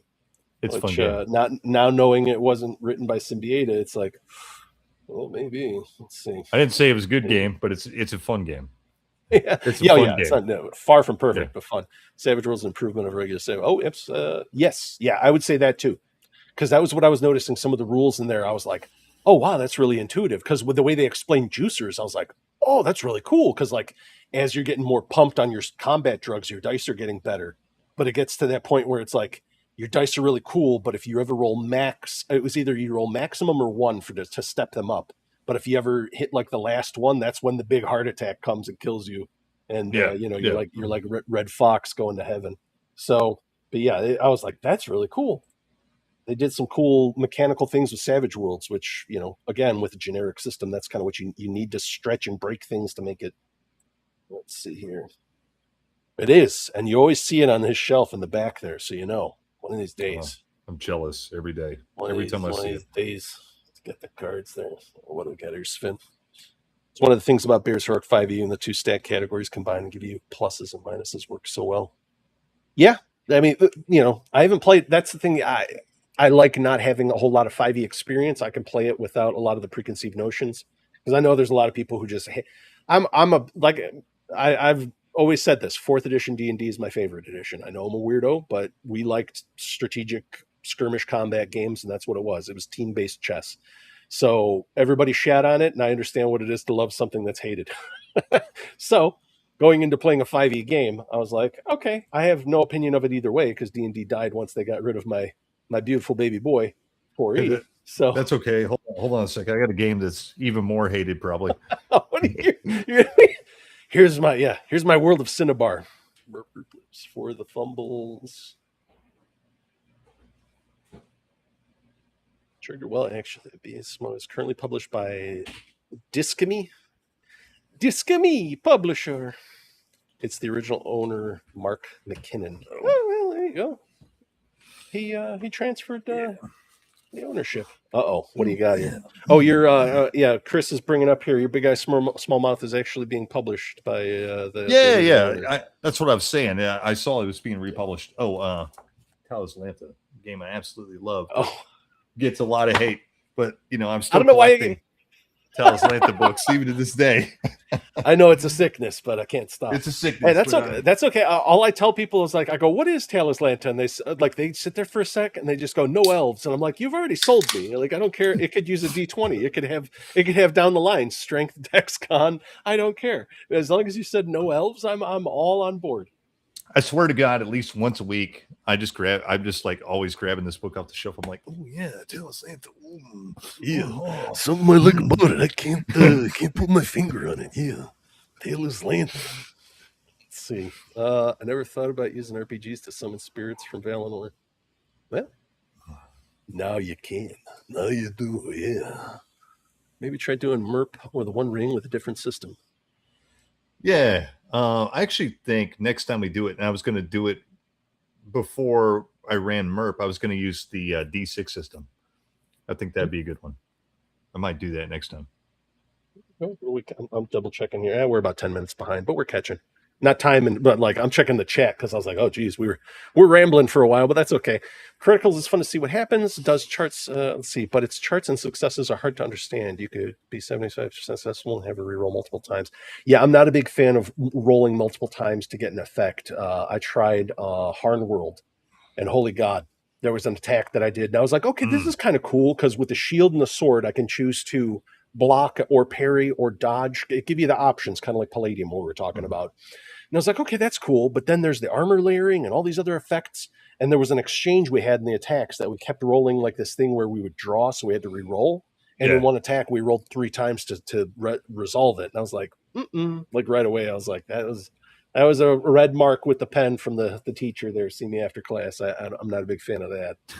So I'm just like, if combat's happening, get it going. That's one of the reasons I'm liking Draw Steel. It's like there are no misses. You will always do dog shit damage, decent, or do something really cool. Those are like the 3. Yeah. That's it. Like the combat will end either slowly or quickly. It will not be one of those where it's like miss. Okay, I miss as well. 5 hours later. Thank God we're done with that. Let's see. I've MERP. Never played, but many friends hated it. The old Marvel Supers game that used red and white pebbles. Oh, yeah, I remember that. Yeah, that was the one that Margaret Weiss wrote, right? No, Margaret Weiss wrote the one where it had like the dice that moved up and down. It was a very interesting system. That was the one where that was That was the one that came out after that, after the Pebbles. I remember the Pebbles one because my friend bought it, and I was like, yeah, dude, yeah, I don't know, I can't get behind this, bro. Yeah, I'm thinking FMD. If I'm gonna just run Fate with David and tell him like, look, this is how it works. Whoever spends the point first or tags it, that's it. We're moving on. None of this back and forth raise the ante nonsense that kept grinding things to a halt. Do you think it's important to have a solid union of setting and mechanics, making better games? That's like, yes, yep, that's what, yep. See, that's why we're catching up here, but we kind of covered that. But for me, like I said, that's where the magic is when the setting mixes in with the rules. That's one of the reasons why L5R is one of my favorites. You'll have a lot of lion characters, and they're big about honor, so they have so much honor that it makes them like almost beyond reproach in the role play. And it's like, oh, okay, that's kind of cool. So they almost get to define it because they have so much honor, because they're the paragons of it, and it almost kind of controls the pace of the role play. Yeah. Let's see here. Merp and One Ring in the same world, just different rules, Jess. Merp is set 1,000 years prior to Lord of the Rings trilogy. Oh, Merp is Second Age? Yeah, it is. Interesting. Yeah. Okay. Which, that's one thing I love about Merp is the setting's really good. And because they gave them free reign to do whatever, they kind of created their own version of Middle-earth that you can play in, and it's really good, actually. Like, so that's one big thing about Merp, and everybody will say it. That's read or played Merp is that the old setting books are really cool, you know? Yeah. Well, I think the one setting that is locked, that is like you can't do anything with it, is Dune. Dune is like, okay, you've got Arrakis. I actually disagree, but because I've ran successful Dune games, but sure, I do agree I do understand your point. It was written to do that story. You know, it was very obviously written around that whole premise. But you can do stuff for them to do. You can. I'm not saying it's impossible. I'm just saying it's going to be the hardest IP to do because everything is usually focused on Arrakis, unless you want to shift into some Kevin J. Anderson Drek, where they've expanded the lore for it. But for the most part, it's about Paul's jihad and Dune and all that stuff. That's kind of like the core of what's happening. The other stuff is mentioned in a kind of ancillary fashion, whereas like in Lord of the Rings, you have books and books of stuff explaining things, and it's like, oh, okay, there's a lot of areas you can play around in. You don't have to fuck around with the ring. Lord of the Rings, it's basically just another fantasy setting. You know, I played with a guy years ago. He just he was like a Middle-earth, like one of these Middle-earth scholars, right? Sure. But he just ran D&D in Middle-earth, just straight up, right? And it worked really well, actually. It was really fun. Like he ran a really good game because even though D&D doesn't really fit Middle-earth, he made it work, right? Because he knew the world so well. He really leaned into the setting more than caring about like trying to bend the rules to fit the setting. You know what I'm saying? But it worked. So you could, Middle-earth is just another fantasy setting, and you can bend it to whatever you want it to be. That's how I've always felt about any like IP. I don't try to be beholden just to the IP. I'm going to bend it to the way I want it to be. You know, my vision of what that. If I'm playing Star Wars, which we played a lot of Star Wars over the years, sure, I bend and twist it to be my version of Star Wars, right? Like what I like about Star Wars. You know? As long as you stay within the confines, but you can expand the boundaries. You know, you just can't wildly knock everything around that's been created before, and that's why FASA Star Trek did stuff that you were like, oh shit, they actually used this here and here in like the show, because writers were like, this is good stuff. And that's how creativity should work. At any point when you have, and that's always been my problem with all the new Star Trek stuff, it's like been made out of spite. And you're like, you can't do that. Just come in and kick things over and be like, oh, did this bring you joy? We're going to destroy it now. And it's like, well, that was just mean spirited. But before, it's like you kind of looked at what somebody created and you're like, could I use that? How does this work? Okay, that's cool. And, you know, when you have, that is like the essence of role play, is like that collaborative creativeness where it's like, oh, he brought up something cool. I'm going to take a little bit of that and pull it here. Yeah. And then maybe it'll be a reoccurring theme, you know? Let's absolutely. See. Full Metal Dragon was bringing it. 7th second edition was. Oof, I was hoping it was going to bring life back to 7th Sea and maybe refine it in a way, but it ran it in a weird direction. That was. Really, I'm not going to get into it. Yeah, I've got a bunch of them up on. Let's see here. Nope, not that shelf. Up over there, I've got my 7th C up there. I got my Freiburg box and all that. And the 2E shit is what are you gonna do? Yeah. So let's see. Don't talk bad about Star Wars D20. Rokugan. Oh no. Rokugan D20. Modern D20, a lot of people have fond memories of it, and you know what? That's okay, because there wasn't a game that was just, hey, this is modern role-playing game where you're playing modern guys. So it filled a niche, which is fine. But if you took like the West End Star Wars and stuff like that, was always going to be better than D20. Like it just that conceit of you gotta get stronger so you can get a +5 lightsaber to fight a Jedi Tarrasque or whatever stupid. It was D&D, guys. Come on. Moving right along. I think at least Star Wars does kind of fit it a little bit better, because I can see like that progression in like a Star Wars game. Do I want that progression? No, not really. I just want to be like a competent smuggler or a competent Jedi. I don't want to be like the Jedi apprentice and like move up the ladder. You know what I mean? But it does work better in Star Wars, because Star Wars is essentially just D&D in space anyways. So pretty much. Iron Kingdoms can't. I didn't know Iron Kingdoms. I keep forgetting how old Iron Kingdoms 1 was. Because it was a war game before it was a setting, or was it a setting and then they made it a war game? I forget. Because the war game was interesting. It was like almost, you could play it kind of skirmish level where you had like your little one sorcerer who could cast spells, and then your warjack was almost like a mix of 40K and BattleTech, because you had hit locations on it and stuff. It was a lot of fun spells to bounce off, and it was a lot of fun until you took it really seriously, and then it got not fun. Then it got not fun. It was one of those where it was almost like DCC, where it's like, oh wow, these funnels are fun, and then you sit down to play a campaign, and you're like, this is something different, isn't it? Oh, that fucking. Should a game be one type of dice or a mix? Doesn't matter. I guess it's what you're going for, really.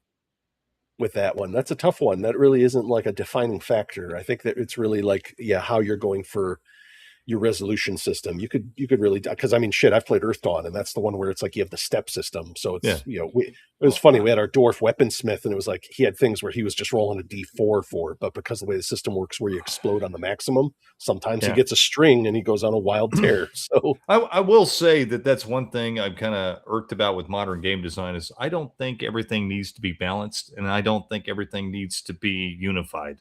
Right? Like, I get it, why we got obsessed with this, but like it doesn't have to be that way, and it's fine if it's not. Like as long as it works for the game, I'm fine with rolling a D20 and a D4 and a D8, whatever. It doesn't matter. Like if it works for the game, right? If it doesn't, like, of course, there's games that are all over the place, and you're rolling all kinds of dice and doing all kinds of things, looking at charts and stuff, and it doesn't work. It's just that's a bad game, but. Yeah, I that's one thing though. Like I've noticed with modern game design that I don't agree with. I don't think you need unified mechanics, and you don't have to be balanced. Right. Balance. That was one of the reasons why I was actually going to look at that 7-part pack. I don't like the fact that it's like $150 for a big box full of cards and other chits and stuff. But I like the idea that each player plays a wizard, and each wizard plays differently, because then that makes each of them feel different. So for me, it's like. I don't like the idea in D&D where it's like, oh, I'm out of spells as a magician, so I'm going to do mundane shit like throw darts. I'm like, no. Playing the wizard should feel differently than playing any of the other guys. The fighter should feel wildly different. He should have, trips and disarms and feints and other things he can do. And the rogue should be doing all kinds of dancing around, tripping people, like throwing out marbles or pulling shirts over heads and shit, doing dirty fighting.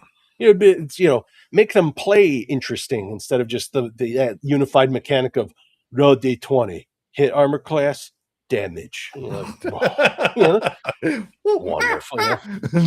Yeah, exactly. Yeah. Good, number good, +5 best.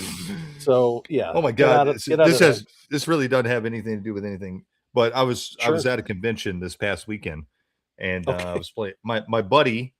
Saturday night was running his role-playing game that he came out with, which I'm going to do a review of. Not a bad game, by the way. I'm not knocking the game. It's a white box D&D clone. Okay. It was actually inspired by me. It's my fucking fault because I ran a white box game at the convention 10 years ago or something, and everybody loved it. And I had like 20 people playing in this game. I ran 2 sessions of it. It was just like jam packed. It was a lot of fun actually, but he got inspired by that. And he's an old guy. He's like 64, 65. And that's what he grew up playing. And he wrote a white box clone. That's pretty good for what it is. So he was running his game Saturday night and I was playing in it. And I was like, okay, so we're rolling up characters randomly like you do in white box, you know. I'm like, okay, cool. And so I'm like, you know, what are you playing? I'm going to play a thief. Okay, what are you playing? Fighter. You know, so I'm kind of like waiting around to see what everybody wants to play. And I'm like, okay, well, I had pretty good stats for everything. So I'm like, all right, I'm going to play a thief. And the other guy's like, I want to play a thief. And I'm like, okay, well, you play a thief. I guess I'll play the magic user. I'm like, oh, this will be all right. This will be fun. I'm like, okay, Joe, so can I throw darts? And he's like, no, you can't throw darts. I'm like, okay, cool. There goes some fun. Okay. Can I have a war dog? He's like, no. He's like, roll for it. I'm like, okay. He's like, no, you can't have a war dog. I'm like, okay. I'm like, so what can I do? He's like, well, you get 1 spell a day. 1 spell. And I'm like, okay, cool. 1 spell a day. So I get sleep, right? Okay, cool. So I'm like playing real. So the whole game, I do nothing. I'm just standing in the middle of the party. I'm like, I can't do anything, guys. Every once in a while, I'll like step forward and like hit something with my staff just for the heck of it. I'm like, huh, you know. And then we get to the very end, the finale, and the evil goblin wizard. And I'm like, oh, fuck yeah, here's my moment. So I like push the fighter aside. Literally, I'm like, step to the side. I'm like, sleep. Sleep. And guess what? He saved. No. We had to do a roll off because he was casting his spell at the same time. Oh, okay. I'm like, and I'm like, okay, this is fucking lame. And of course, he beats me. And the goblin casts fear, and the whole party like scatters. And I'm like, all right, well, that was awful. like this was it just you were talking about magic users and stuff, and I was like, oh yeah, old school magic users are terrible. This is not fun at all. This is not fun, you know. Yeah, that's why I appreciate systems that take that and break it, man. Errant was a fun one. That was one where it was like you had to build up favor for your gods, and then you could do miracles. It wasn't like, oh, you get spells just like a magic user with slots that get emptied, you know, which are just like hard points on an Apache attack helicopter. And once you're out of Hellfire missiles, you go and refuel. It's like there's nothing. It breaks it down to such a mundane level that you're like, there's nothing magical about this. That's why when I was talking to my last guest, I didn't even know he's working on this game called Mage Hand, where he's like, I want to make magic feel magical. And I'm like, I understand exactly what you're saying. You don't understand. Yeah. I was telling him, I was like, because it was like when I was talking with Bear one time, I was like, yeah, mages, after a certain point, they're just a mortar team. Like, you're just like, oh man, there's a pile of guys over there. Better call in a fire mission. Hey, Gwandorf the Magnificent, shoot a fireball at, coordinates at this bear. Like, all right, we're empty. We're going back to base. Yeah, he's just and they're always hiding in the back. So they just go. That's exactly shoot a bomb. Right. That's exactly Gandalf never did that shit. He was full of lore. He was leading the way with a light on his staff. But no, instead in D&D, they're I got to hide in back because I got 3 hit points. But then I could shoot a bomb that'll blow up the entire room. And you're like, oh, sure, why not? That's a great design. Let's see. Recon 2nd Edition, really getting the itch to resurrect that game system. Do it. You know you want to do it, especially now after the global war of terror and everybody. You could have all kinds. You could have the horrible, crippling drone warfare in Ukraine. You can do all kinds of wonderful things that are happening today that are nightmarish. Let's see. 4E D&D's Ferk. Yeah, there you go. Ultra modern. Give guns a modern day gear. There you go. Again. There you go. Just need a global war on terror role-playing game where there's private military contractors killing each other with guns. Wouldn't that be great? Dude, I love Talislanta, and all the stuff is free now. There you go. It is. It's been free for a while. Talislanta, yeah. You got to do that. That's the only thing I keep bringing up. I see Nerds Nerd has that thing. I need to get one of just Macho Man. So every now and then I'll be sitting there. I'll up. What are the VTube, like a VTube of Macho Man? VTuber thing, yeah. And I remember sitting there, and then occasionally it'll just automatically adjust the glasses. Well, people loving that Talislanta. Cool. 12 years unplugged from the hobby. Yeah, everyone, I think for a while I had a period. I think it was when I was really maybe after college. I forgot when. I had a little dry spell, and then I went back into getting things going here. Let's see. Savage Worlds seems like it'd be a good base to build a rule system for your game and use it as is to run your game. Let's do that much work. Yeah, well, I think that's the thing. It depends. I mean, if you're writing an RPG to make money, you're a fool. You're not going to make any money. Write a board game. Yeah, exactly. Honestly, like the money you can make from a board game compared to RPGs is not even the same. Night and day. Throwing a bullet and shooting it. Swear to God. If you're writing an RPG, it's out of the passion of it, and you're going to put in that work, and you're probably, you might hit it. The problem is people see Kickstarters these days, and they're like, "Well, why didn't I make $3 million?" It's like, well, like Shadow Dark, did you go and run it at conventions for like 6 years in a row before you published it? No. Right. Well, I mean, there's people build up a reputation before they launch, and then it makes the money. It's not magic. It isn't like wasn't Miracle at Gary Con Street. And they were coming in with bags of money. There was a lot of advertising there. She had good art. She had good everything. Mm-hmm. She had a good presence everywhere. So like, yeah, right. Of course. Like you can't design a game and have like shitty stock art and like, whatever. I mean, you can. That's cool. I'm all about it, man. I like some amateurish, crappy art and stuff. Like I'm all about it. I like that kind of stuff. But don't expect it to make $1 million, though. You're going to sell 5 copies on Amazon. Well, that's the thing. Everybody was saying like, oh, during COVID, I'm going to do this. I'm going to take not during COVID, but they said like, oh, if I had free time and I didn't have to worry about my job, I would do this, this, and this. And then during COVID, they didn't do any of that. But she spent the time to learn InDesign and laid out a really solid book and published it and made money. And it's like, guys, this is the success story that you always hear about. You put in the elbow grease and put in the time and effort, and you will get paid. Yeah, it took her about almost a decade to do it, though. It wasn't a flat, people think like she snapped her fingers and it happened. It wasn't overnight success. Yeah. I mean, she was very calculated about, doing this. So.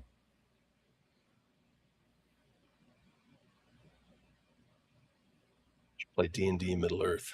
No, don't do that. I don't condone that, actually. No, I don't condone that. But it was fun. It was fun at the time. That was 20 years ago, though. No, I wouldn't. Cyberpunk, it's past its prime. Yeah, as a setting, that's the thing. Yeah, Cyberpunk, it's like, it's hard to pick a system that did it well. That's the problem. There were some that touched on it. It was a great piece. It's a great setting for fiction at the time because we kind of were like, look where things are going to go. And now in the era of them gathering our information and flock cameras and all this other stuff, you're like, it's a little on the nose, isn't it? We're kind of living it, so we really don't need it anymore to kind of keep our interest. I think Cyberpunk's still cool, but I think Cyberpunk sits really neatly in the like retro futurism kind of thing. Mm-hmm. Like that's what I want Cyberpunk to be. Like and I'm talking Cyberpunk as a genre, not just the role playing game. But even then, like Shadowrun, Cyberpunk, whatever, I like that.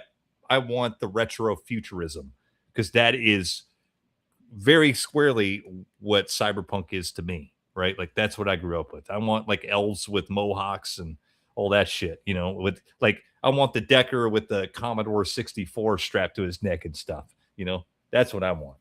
Right, the guy who had the big Casio, like the big guitar. Like, exactly. Hold on, I have to plug into this big jack, and you're just like, whoop. Instead, because I remember when we ran, I think 5th edition, I was like, oh, so now I just have like an iPad, and I'm like a dwarf with an iPad, and that's I'm a hacker. No, like, you want to be the big, you want to have the ridiculous mirror shades and the stupid purple mohawk, and you're running around with your enormous, mini fridge-sized hacking equipment. Let's see. It was awesome. See, there you go. Purple figured it out. It's like, all right, Grandpa, you're out of spells. Load the crossbows. There you go. Get me, you keep passing me sling darts. Let's see. Some call him Jason. Hello, Jason. Ivan says hello, Jason. Let's see what else we got here.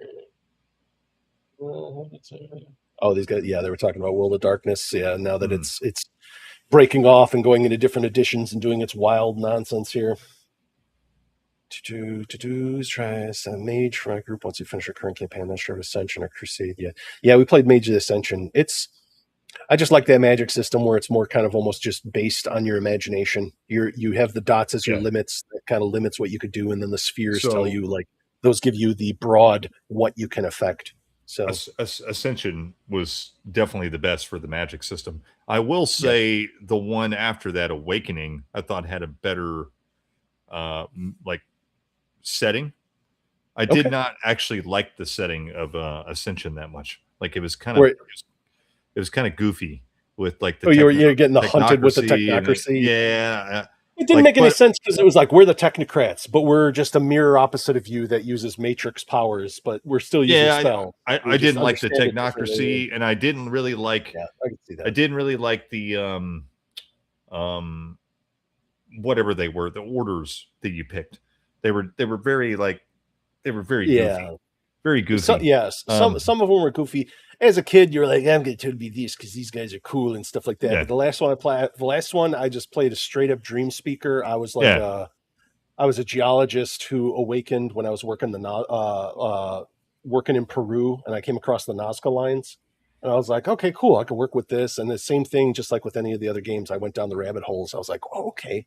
So actually, I'm going to take some correspondence because they would walk around this, and it was almost like this ritual, this transfixion that the Nazca would do, walking around this salt flat, and that's how they made these massive symbols that you could only see from like the foothills of the Andes and stuff like that. And I was like, okay, I got a lot of cool ideas from that, and I was like, because you're always like, dream speakers are kind of like dumb hippies, aren't they? And it's like, no, you can awaken spirits within items and stuff like that. There's so much cool shit you could do with the magic that isn't locked into +3s and +5s and hard numbers. It's just it felt magical. That's what magic should feel like. If magic does anything that is just pluses, then it's just technology, and there's nothing interesting about it, I ran a lot of Mage back in the day. Everybody loved it when I ran Mage because back in the day I used to be kind of a stoner, and I would go way deep off into these, and I still do occasionally in my games. Bear can attest to this. I go way deep off into these like crazy places sometimes. Like I like to play with extra dimensions and gods and things intervening in your world. And in Mage, that's the perfect setting for all that kind of stuff. And so everybody used to love it when I used to run Mage, and I ran Mage for quite a long time. Both of them, I ran Mage, the Ascension and Awakening. And love the magic system. Love the like. Just the. It's such a crazy thing because you can literally do anything that you can bring anything into that world, and it works. So you really have to challenge yourself as a storyteller to make it challenging for the players, right? Right. You really have to bring your A game, and you really have to get weird. You have to get weird. So back in the day when I smoked a lot of weed, it worked. No, it's I liked it a lot better than the vampire games we were playing. The vampire games played a little too much. It was too much. What did I call them? Machine gun circus. Because you're just shooting machine guns at each other. Nothing matters because you could just heal it with blood points, and it became like these big stupid combats. It was the group I played with. I know they don't all work at that for certain, but it was just like I was like, guys, I'm getting tired of this because like the first thing we did was the Chicago campaign, and I was like, I'm going to play a Corridor who is totally going to be a politicker. And then I noticed all the other guys are like, oh yeah, we're taking potence and celerity and all this, and it was just like, oh okay. You guys are doing super combat. So I had to like bump up my majesty and hide behind stuff to pray to God I wouldn't get killed. That kind of stuff. But I was one of the guys who was really working with like, okay, we need to take out this guy and then put this guy in power, get into this, these spheres of influence. That's really what a vampire game should be. It's a very vampire games, at least in my experience when I ran them, were very political. Yeah. Right. And it doesn't have to be that way. I think that's one of the beauties about all the World of Darkness games, especially vampires. You had a lot of different ways you could play it, right? You had a lot of different things you could do. Like, because I remember playing vampire games where it wasn't political at all. It was a completely different kind of. So you could do all kinds of stuff. Which did I like better, Ascension or Awakening? I kind of touched on that a little bit. I liked a little bit of both of them. Sure. I don't really remember. I kind of was speaking too soon a minute ago. I really don't remember what the setting was in Awakening. I kind of loosely remember, but I do remember it liking it a little bit more than Ascension. It was way weirder. It was way more psychedelic. but Okay. Mage is a very psychedelic game, anyways. So I felt like it worked pretty good. I remember it being really strange though. Ascension though, it was a little goofy at times, but a lot of times when I ran it, I just ignored a lot of stuff. I'm like, all right, guys, like there's no technocracy, like I just ignored that shit. I just ignored none of that nonsense is coming. Yeah. And you had to, it was nice because it challenged a lot of ideas because you looked at like, okay, what do the Thanatos believe in? Because they can control entropy. This is bizarre. How does that, the different aspects you could control, it really, you were like, oh, okay, why wouldn't everybody want to be these guys? Oh, all right. So they saw like the celestial chorus is like, oh, these are just Bible thumpers. And it's like, these guys worship magical energy, which exists. It exists. They worship something tangible. So it isn't just this isn't the Westboro Baptist Church or whatever like that of magicians. These guys, and knowing that you understand Prime, which is enormous in that, because that gives you like a master of magic, but you can't really do anything with that by itself, but it's almost like a key sphere for everything else if you want to learn how to get better at magic, because you're tapping into the source. So but to do that, you have to deal with the crazy cultists that worship it. And it's like, okay, there was a cool aspect to that, Yeah. Let's see. Want to try Middle Earth with D&D? Check out Adventures in Middle Earth. Yeah, I hear a lot about Adventures in Middle Earth. I'm just a bigger fan of One Ring, just because my abhorrence of the D20 and my dislike of D&D. It is what it is. You live with your shortcomings. At least I can admit them. Let's see here. Marco loves this conversation. I appreciate that, Marco. I'm glad you love it. Why don't you tell us what you love about it, and we'll try to do more of that next time. Let's see. I prefer the second World of Darkness games more compared to the original. Oh, okay. So like it was a Vampire Requiem, Werewolf the Forsaken, Mage the Awakening, and all that. I'm kind of mixed on that. I like some of them better, and I liked some of them not as much. Like I like the original Vampire better for the most part. But I liked Mage. I like half and half. Like I wish if I had to make Mage today, I would take bits and pieces of all that and come up with something. Ascension and Awakening, I think they both had good ideas. Changeling, holy shit, the revised, the second edition Changeling or whatever, the second, the new WAD, right? New WAD that came out back then. I thought that version of Changeling was really good. That was really good. Because I remember it was Changeling the Lost is what it was called. Changeling the Lost. Okay, yeah, because I was gonna say they changed them all because it was the first one was the Dreaming. Okay. The Dreaming, which I love too. I love the Dreaming too. That was a great game, but the Lost was just equally as good. It was a totally different game than the original one, but it was really, really well done. We actually played that for a long time and had a lot of fun. Isn't that crazy? It was like all those games had like the basic spine where you had the dots and stuff, but you had, it was just the little changes that they made that really shifted it. And speaking of alignment systems, nature and demeanor are great for storytelling. Perfect. My favorite. I think it's probably my favorite alignment system, to be honest with you. Because it's really like what you really believe and then what you're kind of projecting, because they are two different things. And I like and they actually had a system. They actually had a system. If you're playing in your alignment, you got a mechanical benefit for it. Even though most people didn't play that way, that was ingrained in the game. So that was really interesting. Most people didn't most people didn't play World of Darkness with all the little nuances, but if you did, like, it's actually really cool the way they did it. Yeah. I know Onyx Path. I played a little bit of their stuff. I forget when. I think maybe last year or 2 years ago at Gamehole Con. I played.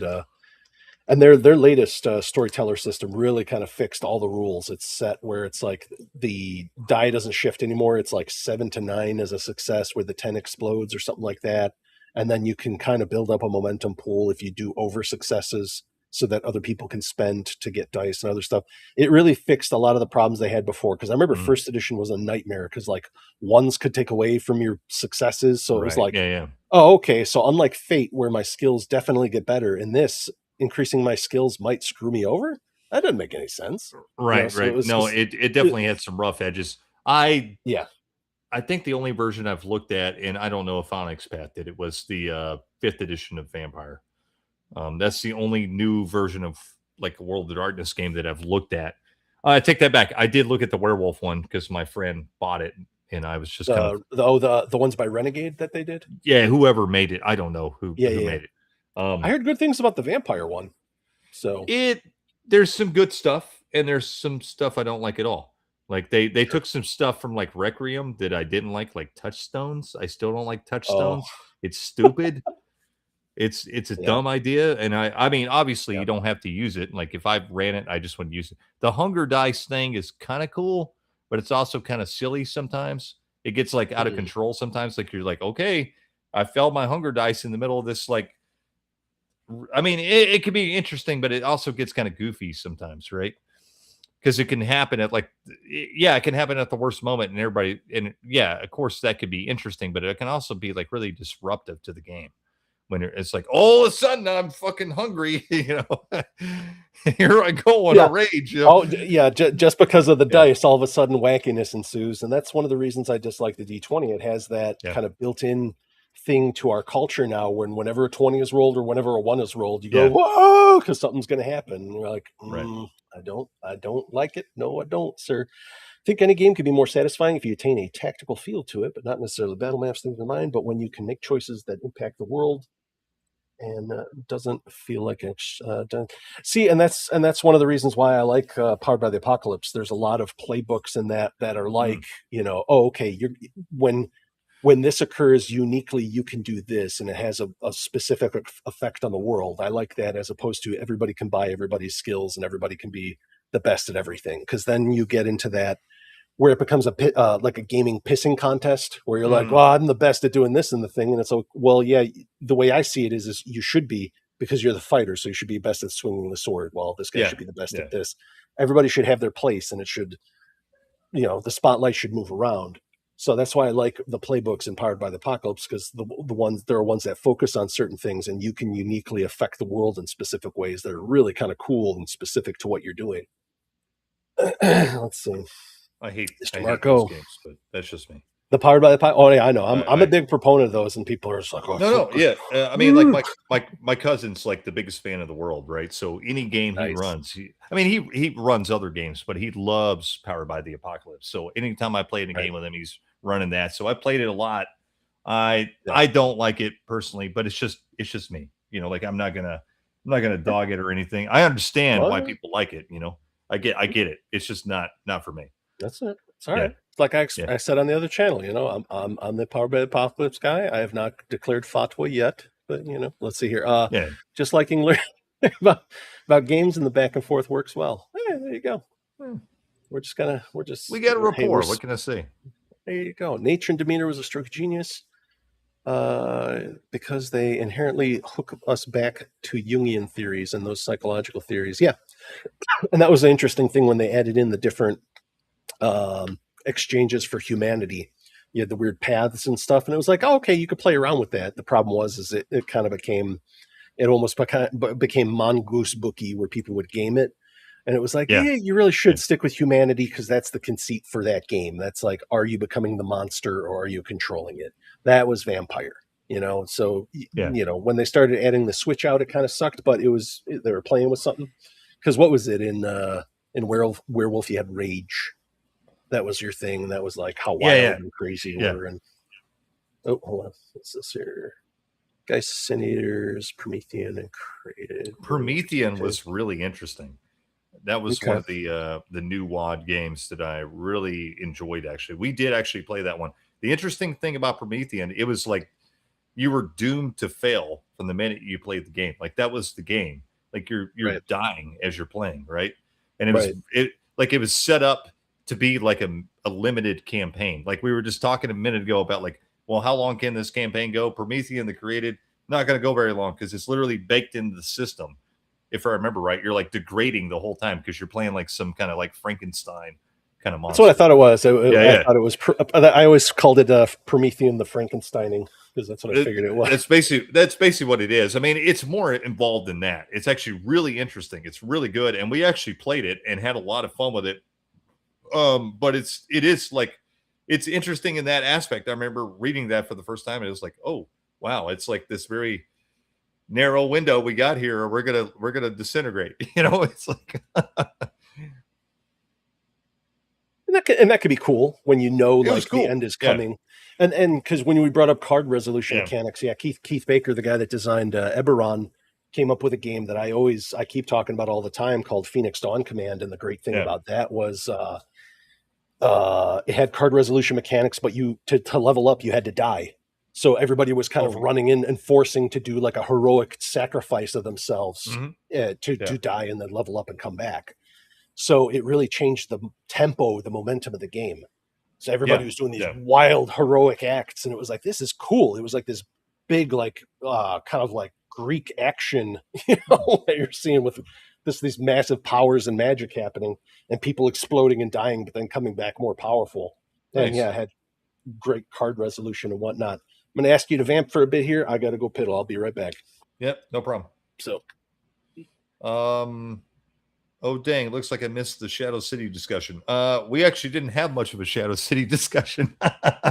We did a little bit, Zane. We just been riffing. We just been having a good conversation here about all sorts of things, talking about all sorts of different games and philosophies about gaming and everything. We did talk about Shadow City a little bit, but the conversation swung elsewhere, and that's fine. I'm all for it. That's what I like about a good conversation, is just the natural swing and flow and ebb and flow of where it goes. If it doesn't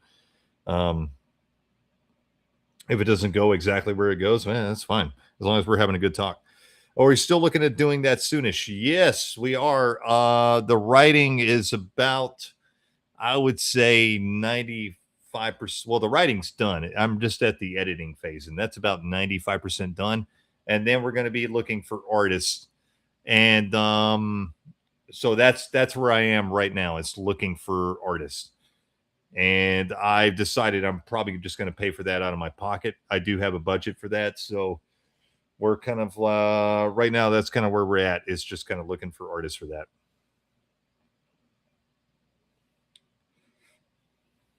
Okay. Anyway, hope I didn't miss anything here. Let's see. PBTA, there you go. I'll be back myself. Yeah, that's what I'm gonna change off with you. But let's see. Yeah, I'm liking Stone Top. I've been reading up, and that's one of the things I've been looking through the books and how things advance for it. And yeah, somebody on the other chat was saying that, what was it?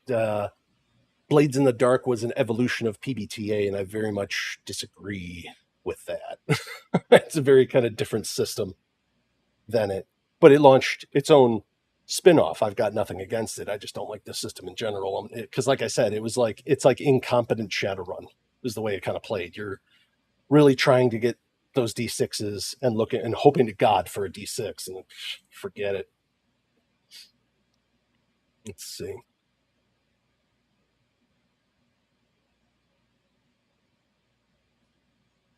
Would-be designers who love PBTA, what game would you suggest for an intro to the system? That's a tough one. Well, I mean, D&D, do Dungeon World. It's like a quick sidestep. You'd probably be able to figure it out. You'll understand the moves. You'll kind of understand the basic conceit of you're playing adventurers. The classes work generally similar. So I would start with Dungeon World. That was actually the first RPG that I ran. I was a player up until then. So yeah, do that. I know they're coming out with a new edition. Just start with the old one. You can get it from Burning Wheel for dirt cheap. It's a small digest soft cover. So yeah, you can roll with that. No problem. Let's see. Do you have a hard cutoff time, Cody? Just asking quick.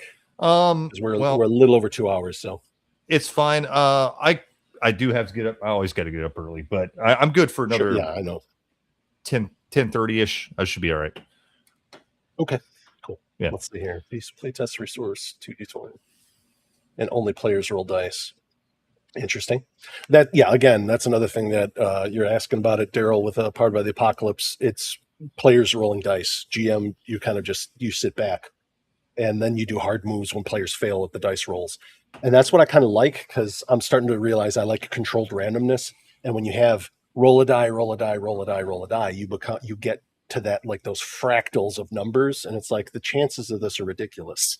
Whereas if you only have it where one person's rolling dice, or like in Draw Steel where you only roll the hit, you're not rolling damage anymore. It controls, it makes it a little bit easier on the numbers. It makes things a little more Say, oh dang, it's a Shadow City discussion. I already kind of riffed on this. I told him, we've just been we're having just a talk. I mean, conversations go where they go. So, and that's honestly the best kind of conversations. Right. Yeah.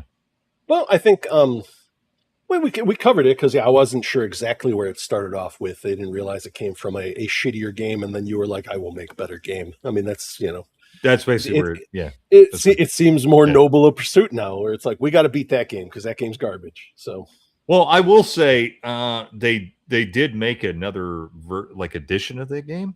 So there's a company. I was just looking at them this morning because I forgot that there was actually like a new edition of Blood Shadows or whatever that. Yeah, Blood Shadows. There's new there's like a new edition of that came out like 10 years ago. But there's some company they make like a million fucking games. They're one of those companies that just like it's just like one dude, right? It's not a company. It's like one dude, two guys maybe. They just like crank out games, But one thing they have been doing is they acquire licenses from all these like really obscure kind of obscure, but people do know about them games like Shatter Zone, for example. Oh God, remember that one?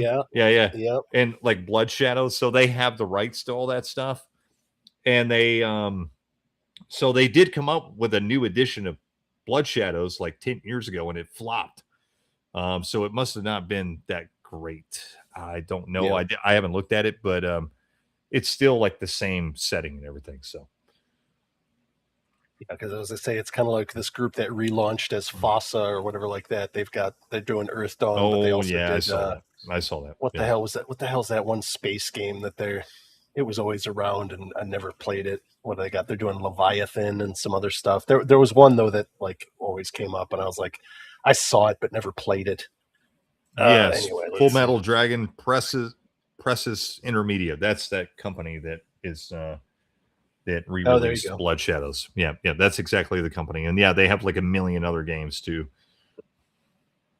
But yeah, it's nice you got it on the shelf though. Full Metal Dragon. Yeah, I'm still trying to find it because it came in a little box and it had little tarot cards, and then when you'd level up, you would switch out your cards and get better values and stuff. So you would draw so you could see what was available to you. So you could, you might not do too well that scene. That's just the way it works out, with the card draw mechanics. Damn, that's a nice painting behind Cody. Oh wait, that's Max Bouvain there. That is a nice painting behind Cody. So there you go. I like the tiger bouncing, getting ready to bounce on you. Started Shadow City last night. We did indeed. But so let's see here. We got about 20 minutes left. I'm getting attacked by a cat. Let's see. It happens. I don't know what's going on. Yeah. She's like, give me lovin's. Let's see. Have to go bother Bear now. Nice to go. Okay. We'll see you, Jess. We'll see you.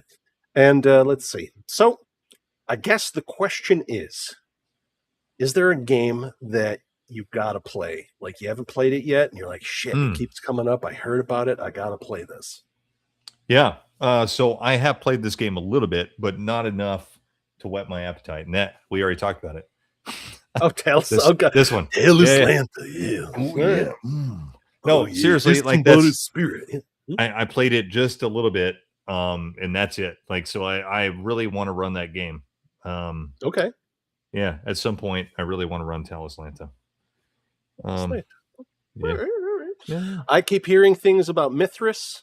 I signed up to play it at Gen Con in 2019, and the GM never showed up, and I haven't had a chance to play Mithras since. I've heard a lot of good things about Mithras, so someday I'll chase down a GM that'll actually be running it. But that's the problem is it gets harder and harder every day. Oh, actually, I lied. The number one thing I do when I'm sorting a list of events at any conventions, I get rid of all D&D and Pathfinder. That's number one that I do. So. And that usually wipes out a good chunk. So, that's usually a lot of them. I would say another game which I have played a long time ago, but I haven't played in a while. That I'd love to play or run again is Paranoia, because we had a blast like to give that a try. Paranoia. Yeah, it's not Paranoia is a great game. It's a lot of fun, but it's not.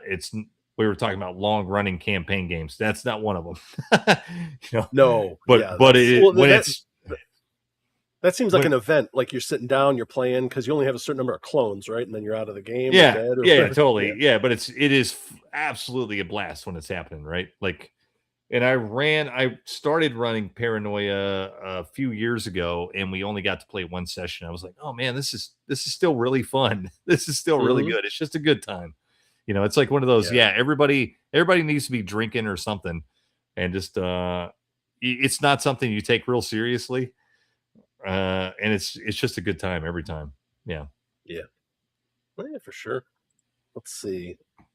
Ever try Fate of the Norns Ragnarok? Yes. Did you ever play this one? Where you draw the runes out of the bag? Kind of interesting. I do remember that though. Yeah. I remember seeing that. Yeah. It's got some cool stuff to it. Like if your guy has enough glory and honor, when they die, they get carried by a Valkyrie into Valhalla, and then you kind of enter into kind of like that character goes into like an MVP section. Because later on, at some point, like Odin will call upon like the Einherjar to like he'll take the MVPs and send them on like a holy quest back to Earth. So it's like the cool characters who have all died will come back as like the dream team to do something. And I was like, that's cool, So it's like as a player, you build up a roster of guys who are chilling in Ragnarok, waiting for like the big assignment. So. Yeah, and the last game I played of that was run by Ed Greenwood. Actually, he wrote a setting for him that's kind of like mixes Mythic Ireland along with like the Ragnarok and stuff like that. And I was like, oh, this is kind of cool. So nice. Yeah, that's a very different one. Interesting mechanics though, yeah, because you have like 3 different colors of the runes depending on like if you're like dexterous, spiritual, or strong or something like that. I forgot what they exactly stood for, but you pull them out of a bag to resolve things here. Whenever like Parowan is missing a couple beer. Yeah, it's definitely one of those where you can't take it too terribly seriously. It's a very goofy type of game. But yeah, we're almost about quarter after here. I think is a good place to put a pin in it. You got any last second stuff you want to shill or say? You're going to be updating your channel? Are you back? People are real thrilled to see Cody back. So. No, that's cool. Yeah, I mean, I'm definitely back. Yeah, I'm going to be making videos again. I'm going to try to get back to a regular schedule, doing like once a week. Next up, probably, hopefully, like I used to do videos on Sundays because that's usually when I have a lot of free time. That's probably what we're going to do again. So I think the next video I'm going to do, because I just got it in the mail, is 5th edition Heroic. Is what we're going to talk about, because there you go. I was really impressed by that, and I didn't think I would be, to be honest. Yeah. So no, I was. We built characters for that for Bear's game, and I was really surprised at how cool the character creation was and how interesting the choices were. So yeah, it's something else. It's for sure. Yeah, it's still a playtest thing, but yeah, it's cool. So look forward to that. I'm definitely going to be doing a review of that one. The other one that is coming up, which I was dogging it kind of earlier, but at the same time, it is kind of cool. And he's a good friend of mine, so I kind of want to talk about it, is the Mythic Heroes and Legends, which is kind of a white box clone. Okay. And we're going to be doing... that's the one you played at the con with your friend? Yeah. And, I always will support my friends for doing stuff. So sure, it's a cool little game. And, it's well done. And then, of course, we're going to be doing more Wizards of Shadow City in 2 weeks. That'll be on the 31st. So look forward to that. Absolutely. And I got nothing to shill because I never have anything to shill. So there you go. Absolutely. Well, we'll be back. I'll be back in 2 weeks with same old thing, interviewing somebody. We'll see who I can get, or I might be here by myself. We'll figure that out. But for now, I think we'll hop off and I'll invade Bear's channel and see what the hell he's up to. He's doing a show. And other than that, keep on gaming, guys. If you have any comments, go ahead and drop them below. If you have any people or things you want me to look into or think I'd be interested in, let me know. This is all about the exchange of ideas. I'm all about learning new games. So I am there with you. So until next time, this has been me with